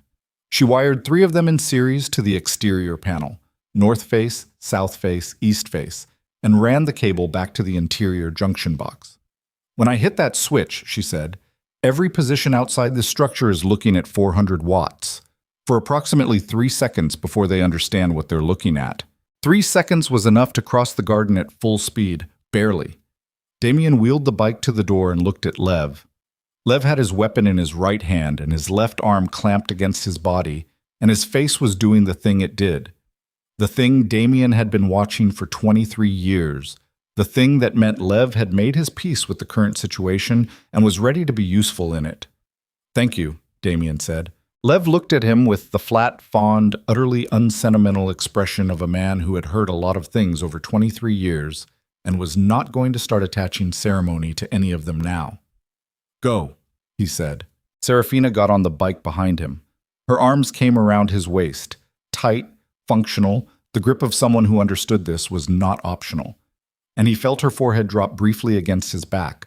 1 second, a single second of something she allowed herself and then was done with. Ready, she said. He kicked the engine. It caught on the second try, cold, resistant, then running, louder than he wanted in the compressed dark of the structure. He looked at the door. Lev, he said. The switch. Lev hit the switch. Outside, 400 watts turned the property's east face into white noon, and Damien hit the door at speed. The door came off its lower hinge and swung, and he was through it and across the stone path and onto the garden lawn, and the cold November air hit him like a wall at 60 kilometers an hour, and behind him he heard the shouts from the tree line. Confusion, the specific human response to sudden blinding light. And he held the line northeast, straight toward the far corner where the formal garden ended and the property's natural terrain began. A shot. High, wide, the reaction shot of a man whose eyes hadn't adjusted. Another, closer, adjustment. He drove the throttle to its stop. The garden's manicured surface gave way to rough ground at the tree line, and the bike bucked under him, and he drove his weight down and felt Serafina's grip tighten against his ribs. Both arms locked, no sound from her, just the physical communication of someone managing the terrain through him. And the trees closed over them, and the shots stopped because the shots now had no clear line. They drove in darkness and cold, and the noise of the engine and the terrain for 2 minutes before he allowed himself to ease the throttle. 2 minutes. He counted them. His hands were shaking slightly on the grips, the body's delayed invoice for the garden crossing. He stopped in a shallow creek bed where the trees were dense enough to reduce sound and looked back through the branches at the property's distant lights. Serafina released him and swung off the bike in one motion. Her breathing was elevated. She put one hand against a tree and breathed for a moment, and he watched her and said nothing because she would be done in 30 seconds, and she was. "Lev," she said, "Lev can handle himself." "That's not what I asked." He looked at her. "I know." She looked back toward the lights. His phone buzzed. Dana Hess. He answered. "I have a location," Dana said. "Crane isn't at the house. He was never going to be at the house." Her voice had the compressed quality again, the managed delivery. "He's at the Meridian Theater on West Randolph. He's been there for 2 hours. Alessandro is with him." A pause. "And Roman." Damien looked at the phone, looked at Serafina. "They set the house operation as a distraction," Dana said. "They wanted you running, not fighting. The real meeting is at the Meridian. They're dividing the city right now, Damien. The other families have been called. 3 of them have representatives already there." Another pause, the kind that carried the weight of something she hadn't wanted to find. "Crane is presenting the division as a done deal. He's telling them you're finished, that the house operation confirmed it." Her voice dropped slightly. "He has documentation, Damien, financial architecture, everything he built for you from 2018 to 2021. He's using it to demonstrate that the Viscari operation is structurally compromised beyond recovery." The final pause. "He's not just taking the city, he's erasing you." The creek bed was dark and cold around him. Through the trees, the property's lights burned against the low sky. Serafina was looking at him with the expression she wore when the operational calculation had resolved, and she was waiting for him to arrive at the same answer she'd already reached. He looked at her. She said, "The Meridian." "Yes," he said. "They'll expect us to run." "Yes." "They won't expect us to walk through the front door." He looked at the property lights one more time, thought about Lev and the arm and the 23 years and the flat, unsentimental expression at the last second. Thought about Roman with the coffee from the old place, the performance of a Tuesday morning, the practiced warmth of someone who had learned it as a survival mechanism and had redirected it toward a different kind of survival. Thought about Crane, who had taken what Damien's father had built and what Damien had built, and had spent 3 years engineering the architecture of its dismantling. The bike's engine ticked in the cold. "We need 2 things from the theater," Serafina said. Her voice was level and very precise. "Alessandro's public acknowledgement of what he did to my father, and Crane in a position where his documentation is worthless." She met his eyes in the dark. "One gives me justice, the other saves what you've built." "In that order?" he asked. She considered it. The honesty of the consideration was visible in her face, the actual weighing, not the performance of it. "Same moment," she said, "or neither works." He started the engine. The Meridian Theater was 40 minutes away through the city's back roads, and in those 40 minutes, everything that the last 3 weeks had been building toward would either resolve or collapse. And Damien Vescari drove through the dark with the woman who had changed the shape of every calculation he'd made since the night she removed a veil and pressed a bleeding hand against his and offered him something he hadn't known he... The Meridian Theater had been built in 1931 and had survived everything the city had thrown at it since. Fires, recessions, 2 periods of abandonment, 1 partial renovation that had stopped when the money ran out and left the upper balconies in a state of dignified decay. It sat on West Randolph like a man who had seen too much and stopped being surprised by any of it. The marquee was dark. The front doors were locked. Light leaked from the interior through the gaps in the old brass fittings, yellow and warm and entirely wrong for what was happening inside. Damien parked the bike 2 blocks east in the delivery alcove of a closed restaurant, and they walked the remaining distance in the cold without speaking. His jacket was insufficient for November at 4 in the morning, but the cold was useful. It kept the thinking clean, the edges sharp, the body reminded of its own stakes in the outcome. Serafina walked beside him with her hands loose at her sides and her breath visible in the air, and her face carrying the particular settled quality of someone who has moved past fear into the territory on the other side of it, where decisions have already been made and what remains is only the execution. He had called Dana from the bike. Dana had given him what she could. 12 people confirmed inside the theater, 3 family representatives plus their security, Alessandro's contingent of 4, Roman and Crane. The theater's secondary entrance was the stage door on the alley off Randolph, which the current occupants had not secured because they did not know anyone was coming. They did not know because they believed the house operation had succeeded. Alessandro's men inside the property had not yet reported failure. They were still searching, still under the impression that the targets were somewhere inside or in the surrounding grounds. The communication lag was the only advantage Damien and Serafina had, and it was measured in minutes, not hours. The alley was dark and smelled of old brick and standing water. The stage door was steel, heavy, with a standard commercial lock that Serafina addressed with a tool she produced from her jacket pocket, a pick set, compact, wrapped in soft cloth. And she worked it in the particular focused silence of someone who had practiced the skill enough times to remove the performance from it. 40 seconds. The lock gave. He looked at her. "My father," she said quietly. Not an explanation, just an attribution. They went in. The backstage area of the Meridian was a geography of ropes and counterweights and decades of accumulated theatrical equipment. Flats leaned against brick walls, cable runs overhead, the complicated vertical architecture of a space designed to produce illusions. It smelled of old wood and dust and the specific mineral cold of a building that was heated inadequately and had accepted this about itself. They moved through it by the light that bled from the stage itself, where the house lights had been brought up to working level, and the voices of the men assembled in the orchestra seating carried clearly through the wing. Damien stopped at the wing's edge and looked out. The theater's orchestra seating held perhaps 600 in its original configuration. Currently it held 11 men arranged across the first 4 rows, with the informal dispersal of people who have been talking for a while and have settled into the geography of a prolonged meeting. Alessandro Russo sat in the 3rd row center with 2 of his men flanking him. The 3 family representatives, Damien recognized Pellegrino from the north side, and 2 men he knew by face but not name, newer money, operations that had grown into the vacuum the Viscari-Russo War had created, occupied the 2nd row with their respective seconds. Roman sat slightly apart from Alessandro, to the left and 1 row back, with the body language of someone who has achieved something and is managing the particular self-consciousness of not wanting to appear to be managing it. And at the front, standing before the 1st row with a laptop open on the seat beside him and a projected financial document thrown large across the theater's ancient screen, was Victor Crane. He was precisely as described: medium height, dark overcoat, a portfolio case on the seat to his right that had been opened and organized across 3 adjacent seats, the documents arranged with the care of a man who regarded presentation as a form of control. He was speaking when Damien first heard him, mid-sentence, in the measured, unhurried cadence of someone who has prepared extensively and is now delivering the preparation with the confidence of an unopposed case.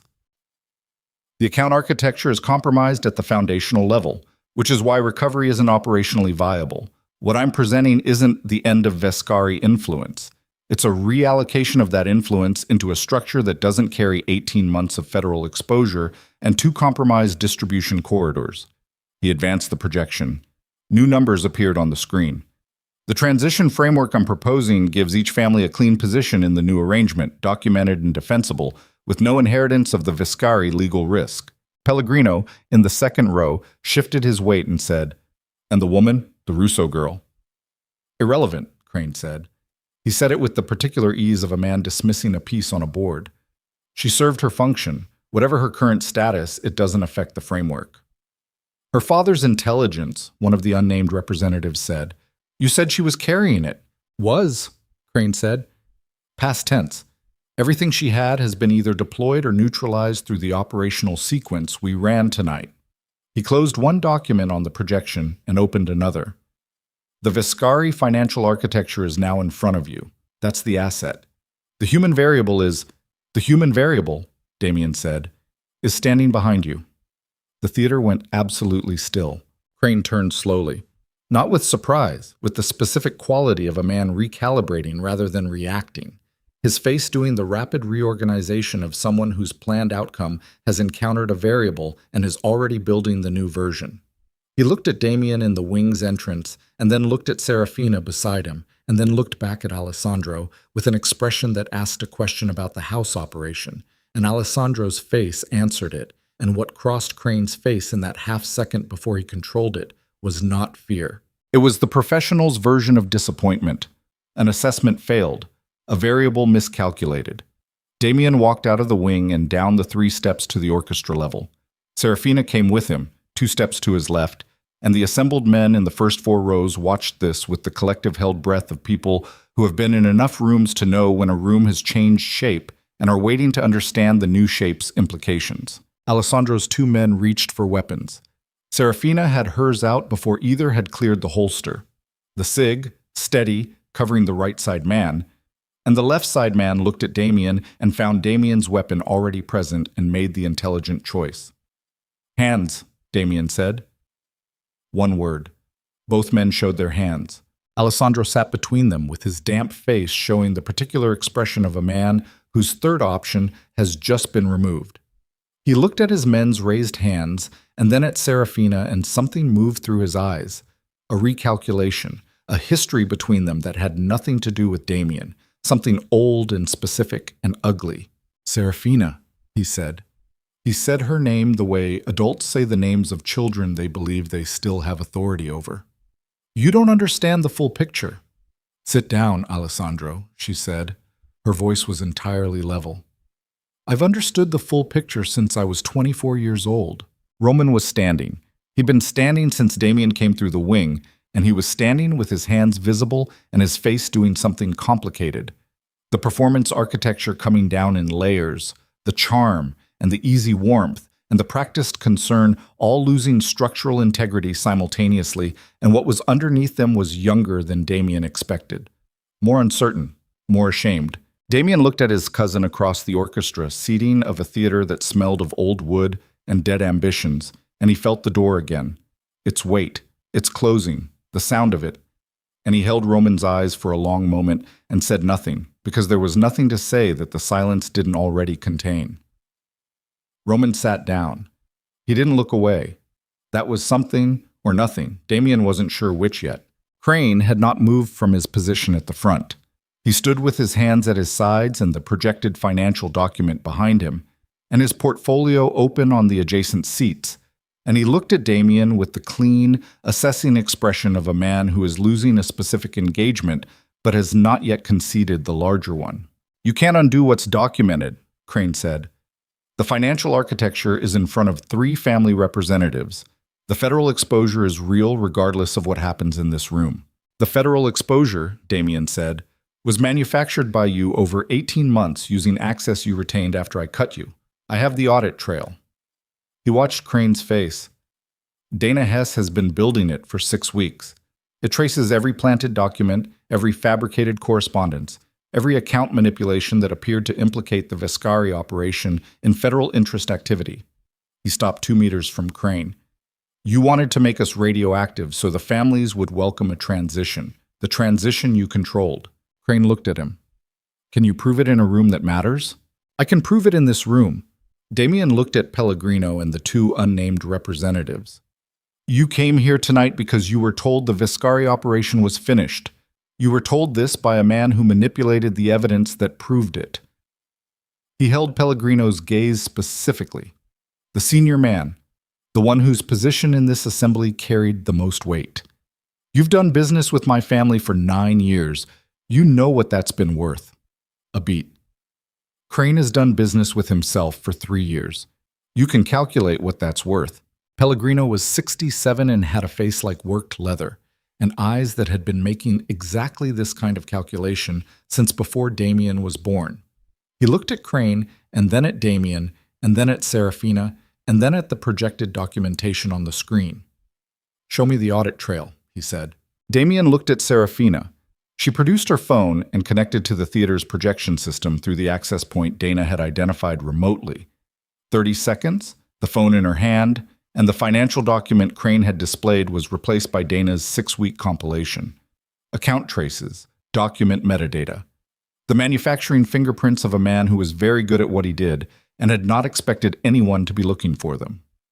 The room was quiet for a long time. Crane looked at the projection. His face was doing something Damien had not seen it do before. The controlled surface holding, but only barely, the structure beneath it under a pressure it hadn't been designed to manage. He had spent 3 years building this. He was watching it display its own construction. "It doesn't change the federal interest," Crane said. His voice was still even. The professionalism was the last thing to go. "Whatever I manufactured built on existing vulnerabilities. The exposure is real enough that—" "My father's name," Serafina said. Crane looked at her. "Before anything else in this room moves," she said, "Alessandro Russo is going to say, in front of witnesses, what he did to Carmine Russo 3 years ago." She had not lowered the SIG. Her voice had not changed pitch. But something in the room changed when she said her father's name. A subtle pressure shift, the weight of a long-held thing finally taking up the space it had always occupied. That's the first thing. Alessandro made a sound, not a word. Something more preliminary than a word, the sound of a man finding the shape of a refusal. Serafina turned the SIG from the right-side man to Alessandro. The right-side man did not move. He understood the new arithmetic. Alessandro looked at the weapon. He looked at his niece's face. He had known her since she was an infant and had watched her grow up in her father's house and had sat across from her at 100 family dinners and had made the calculation 3 years ago that she was manageable, that grief and isolation and the particular vulnerability of a young woman whose protector had been removed would keep her contained long enough for it not to matter. He looked at what she had become in the 3 years since that calculation and understood, with the specific quality of understanding that arrives too late, how completely he had been wrong. "It was necessary," Alessandro said. "Carmine was going to—" "Say it," she said, "not the justification, the fact." The theater held its breath. "I had your father killed," Alessandro said. The words came out flat and stripped of everything except their content, the way words come out when the architecture around them has collapsed, and there's nothing left to dress them in. "I arranged it. The cardiac event was staged." He stopped. "Why?" she said. "Because he was going to restructure the family, move the operations legitimate. He would have taken everything I'd spent 20 years building and—" He stopped again, looked at his hands. "Because I could." The last 3 words were the honest ones. The ones before them were the story he'd been telling himself. She knew the difference. So did everyone in the room. She held the SIG on him for 3 more seconds. 3 full seconds that the room held in complete silence. Every person in it understanding what those seconds contained. The weight of a murdered father, 3 years of imprisonment dressed as protection, a wedding used as a deployment mechanism, a life that had been planned and redirected and planned again inside the walls of a house that was never a home. Then she lowered the weapon, not because she forgave him. The lowering had nothing to do with forgiveness. It had to do with the recognition that Alessandro Russo's life, at this specific moment, was worth less than the freedom of not being the person who ended it in front of witnesses who would carry the image. Her father had taught her the business. He had also, in his way, taught her the difference between justice and the appetite that wears justice as a costume. She had wanted his confession more than his death. She had it. Alessandro seemed to understand that the confession was the worse outcome. He sat back in his seat with the particular deflation of a man who has lost the thing that cannot be recovered. Not power, not position, but the private narrative that had made the actions bearable. Damien looked at Crane. Crane was watching Serafina with an expression that, for the first time, had something genuine in it. Not fear, not recalculation. Something closer to assessment that had tipped into reluctant recognition. He had designed her as a mechanism. He had not designed her as a person, and the distinction had cost him everything tonight. "The portfolio," Damien said. Crane looked at him. "The documentation. All of it. Damien held out his hand. Everything you brought tonight.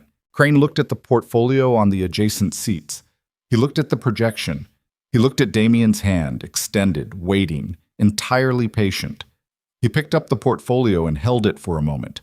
The weight of 3 years in it, the architecture of a long and carefully constructed plan. And then he set it in Damien's hand. You're going to have the federal problem regardless, Crane said quietly. Not because of what I manufactured, because of what you actually built. He said it without malice, almost with the quality of professional disclosure. You know that. Yes, Damien said. Then what are you doing with this? Damien looked at the portfolio in his hands, looked at the projection on the screen, Crane's manufacturing, the falsified evidence, the 3 years of careful sabotage displayed in its own technical language. Ending it, he said. He looked at Pellegrino. The arrangement I'm proposing isn't a transition. It's a dissolution. He watched Pellegrino's face absorb that. The Vescari Syndicate's operational holdings go legitimate over 18 months. I'll need transitional protection from the families during the conversion, not alliance, just absence of aggression. In exchange, I'll share the financial infrastructure Crane built, cleaned of its manipulations, as a legitimate business framework any of you can use. He looked at the other 2 representatives. Clean money is better than dirty money. It just takes longer. The room was quiet. Pellegrino looked at him for a long time, then at Serafina, then back at Damien. Your father, the old man said, would have hated this idea. Yes, Damien said. Pellegrino almost smiled. I'll consider it. He stood, which was the signal for his second to gather, which was the signal that the meeting was over. Send me the framework in writing, through legitimate channels. A pause at the end of the row. Congratulations on your marriage, Vescari. Your wife is terrifying. He left.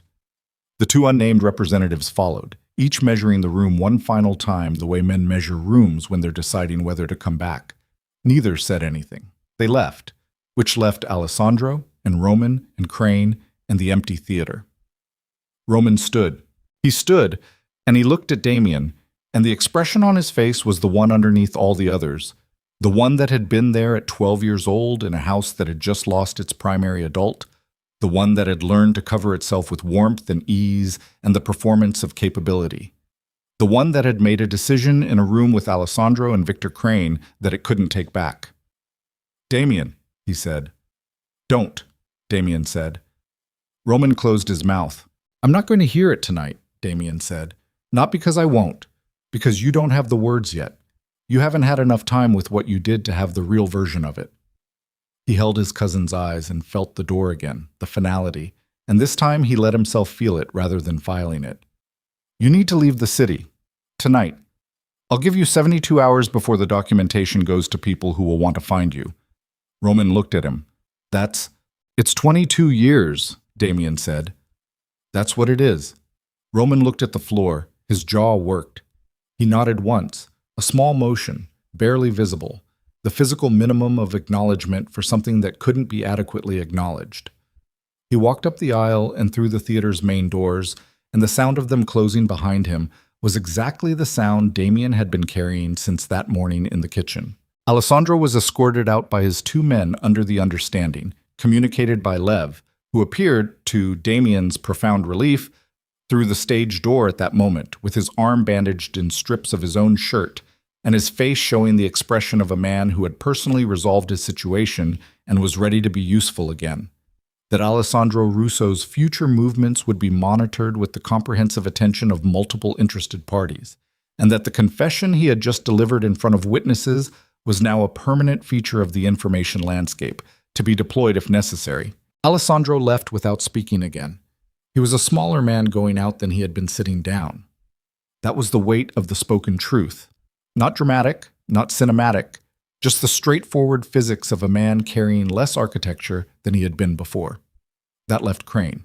Crane sat in the front row with his empty hands and his open portfolio case and the projection still running behind him.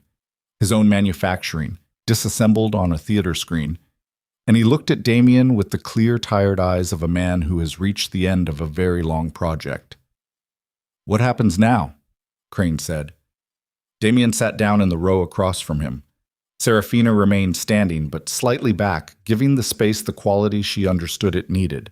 The audit trail goes to my federal contact, Damien said. The manufacturing you ran, the planted documents, the fabricated exposure. It goes with full attribution. That's a federal charge, not a family matter. He held Crane's gaze. I could make it a family matter. I'm choosing not to. Crane looked at him. Why? Because you're not worth the weight of it. He said it without anger. You spent 3 years building something that required my destruction as a precondition. You used my wife as a tool. You used my cousin's ambition as a lever. He looked at the projection. And you built it all on the foundation of what my father built and what I built. You didn't create anything. You redirected something that already existed. A pause. That's not impressive enough to make me angry. It's just sad. Something crossed Crane's face that Damien couldn't fully identify. Not shame. Something older and quieter than shame. The recognition of a true thing that had been visible for a long time and was only now being spoken.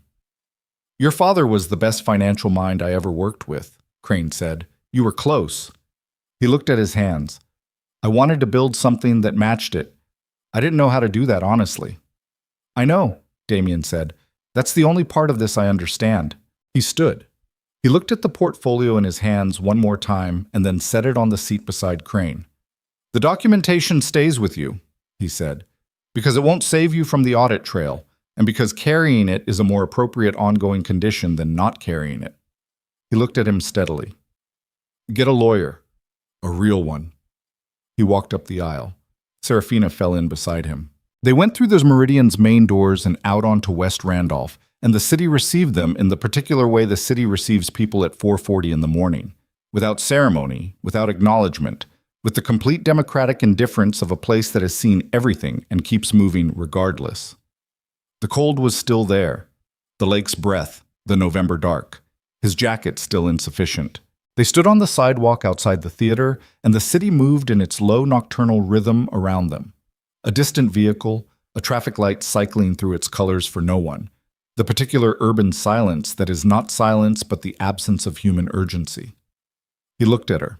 She had the cig reholstered and her hands in her jacket pockets, and the bruised eyebrow, and the old scar along her jaw, and the composed, exhausted, entirely present expression of someone who has arrived at the end of a very long road and is standing at its terminus for the first time and is not yet sure what to do with the stillness. It's done, he said. She looked at the street, at the theater's dark marquee, at the city going about its business around the edges of what had just happened inside. My father's name, she said. Alessandro said it in front of witnesses. Yes, that matters more than I thought it would. She said it carefully, the way you handle something you've been carrying for a long time and are not yet accustomed to setting down. I thought I wanted... She stopped, started differently. I thought the end of Alessandro was the thing, the ending. I had it organized that way in my head for 3 years. And? She looked at him. Hearing him say it out loud was the thing, the acknowledgement. A pause. My father spent his whole life in a world that didn't acknowledge anything. I think what I needed was to not do the same. He stood with that. Let it be what it was without organizing it. What happens to you, she said, when the syndicate goes legitimate? Who are you in that version? He had been turning that question over since he'd said the word dissolution in front of Pellegrino and meant it. He'd said it because it was the right move, and because the right move and the true move had arrived at the same point simultaneously, which in his experience was rare and worth trusting when it happened. But she was asking the harder version of the question. I don't know yet, he said. I know what I'm not, after this. She looked at him. What are you not? My father's version of this. He looked at the city.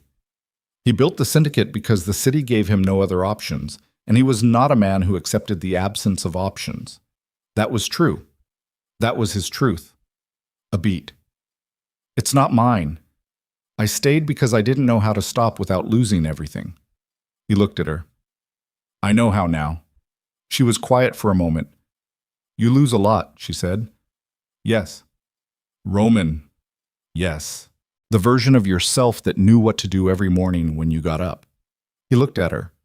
She said the difficult things with the same directness she brought to financial traces and tactical briefings. not cruelly, but without the padding that made them easier to receive. He had come to understand that this was not absence of feeling. It was the opposite. It was what feeling looked like on a person who had learned very young that soft delivery was a form of condescension. "Yes," he said, "that too." She pulled her hands from her pockets, looked at them, both of them, the one that had pressed a bleeding palm against his 3 weeks ago in a house that felt like a different world, and the one that had held steady through 2 shots in bad light at a waterfront facility while her heart was doing whatever her heart was doing. "I don't know how to not be what I was built to be," she said quietly. "I don't have a version of myself that isn't—" She gestured slightly toward the theater, toward the whole machinery of the last 3 weeks. "This. You have time to find one." "Do I?" "You have me," he said. "That's time." She looked at him, not with the assessing attention she brought to operational data, and not with the controlled surface she maintained in rooms with witnesses. With the expression underneath both of those, the one he'd seen fragments of in unguarded moments, in the creek bed with her forehead against his back, in the war room when he told her she didn't have to cover her notebook. The expression of someone who had been told by the circumstances of her life that being seen clearly was a vulnerability, and was standing on a sidewalk at 4:40 in the morning deciding whether to let that be wrong. She reached out and took his hand, not the wounded palm. The other one.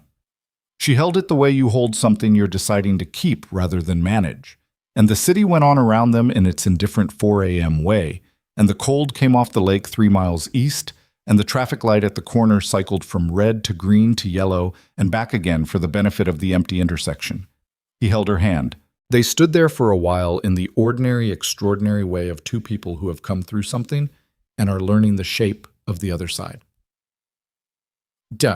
5 years later, the building that had housed the Viscari Syndicate's primary operations became the administrative center of the Viscari Russo Foundation, a development and community investment organization operating across 11 neighborhoods in the city's south and west corridors, areas that had spent 9 years being used as terrain in a war between families whose names most of their residents had never wanted to know.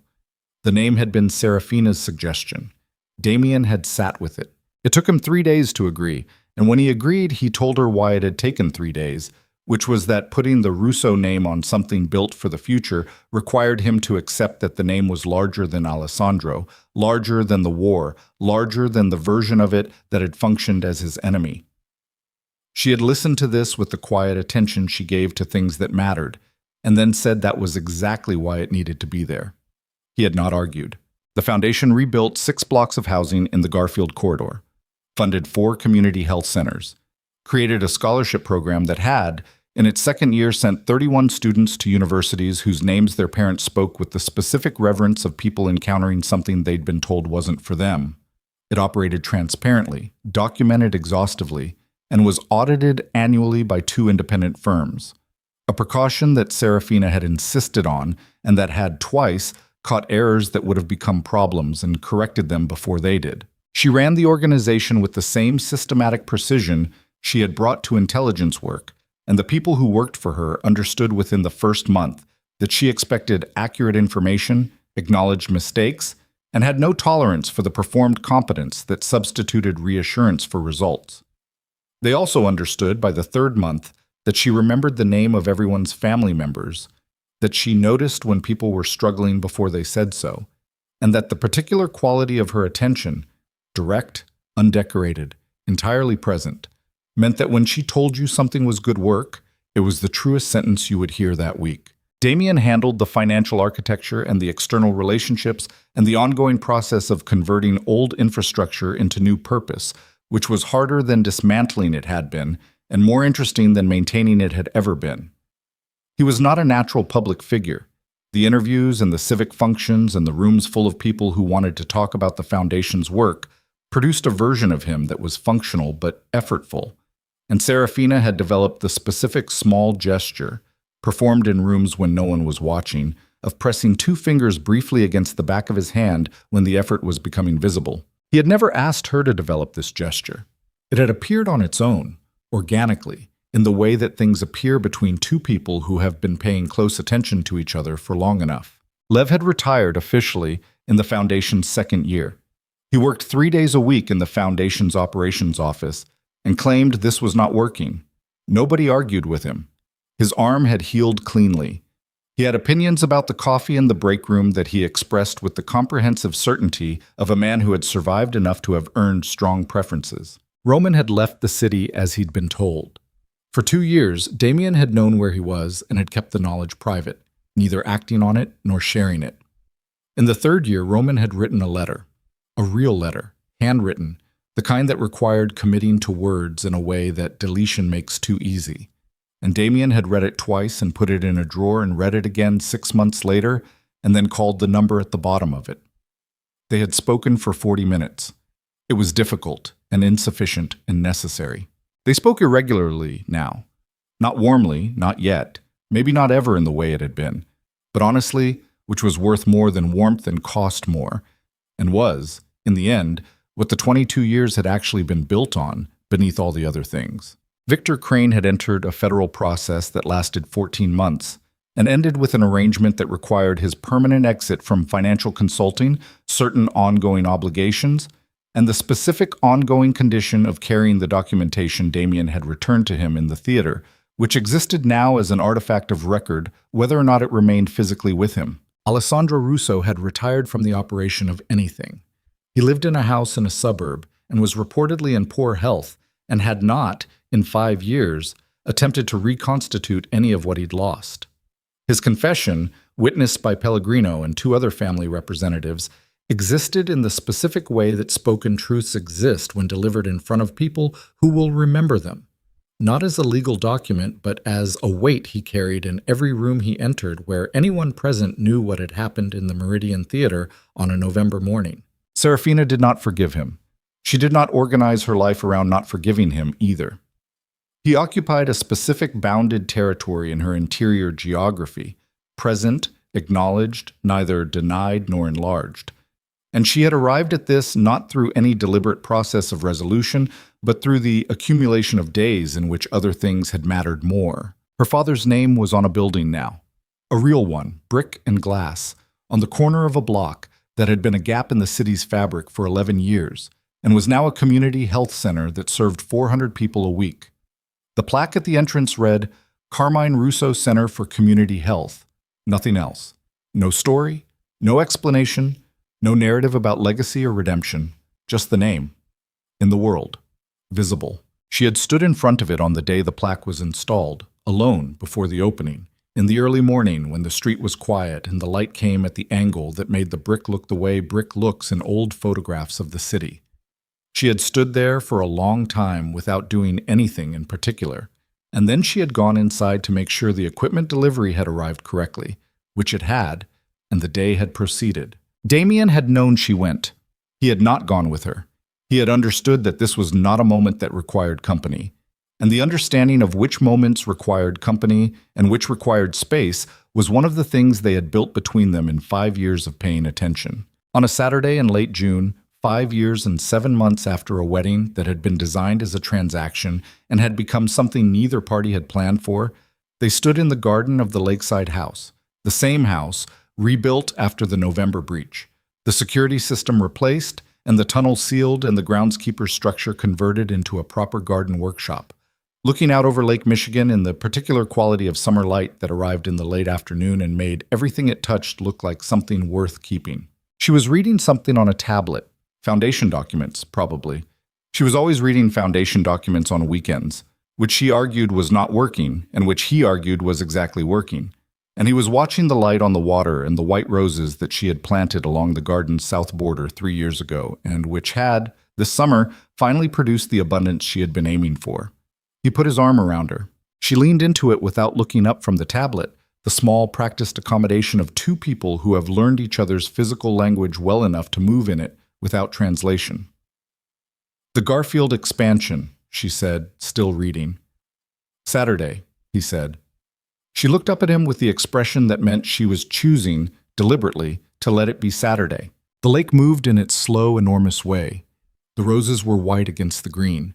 The city out there was the city it had always been.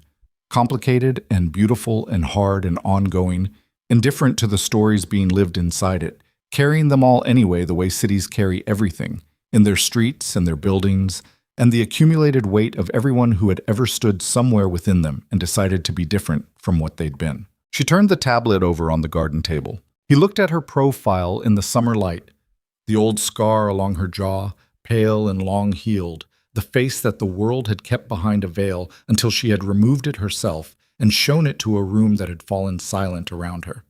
And he felt, in the specific way that only arrives after enough time has passed for the feeling to lose its urgency and become simply true, what he had not been able to name in the back of a vehicle in November rain. He had been afraid of losing her before he'd known what she was. That was the truest version of it. The image of the South Walkway sniper, the shot that hadn't landed, the door he'd almost stepped through without knowing it was a door. That fear had been the first honest thing he'd felt in years, arriving too fast and too large for the management he'd applied to everything else, and it had refused to be filed. He had not told her this in exactly these words. He had told her other things, in the accumulated way of 5 years of honesty replacing the long habit of strategic disclosure. And she had told him other things in return, and between the tellings they had built something that had the particular structural quality of things assembled from true materials. Not pretty, not seamless, but load-bearing. The light moved on the water.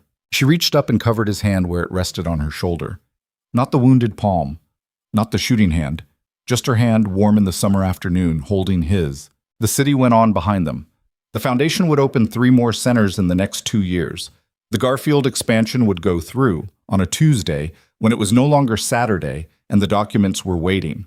Lev would complain about the coffee until he didn't, and Roman would call at irregular intervals, and the calls would remain difficult and necessary, and the scars, the physical ones, and the other kind, would remain exactly where they were, uneuphemised, component parts of the people who carried them. The lake was very blue in the late afternoon.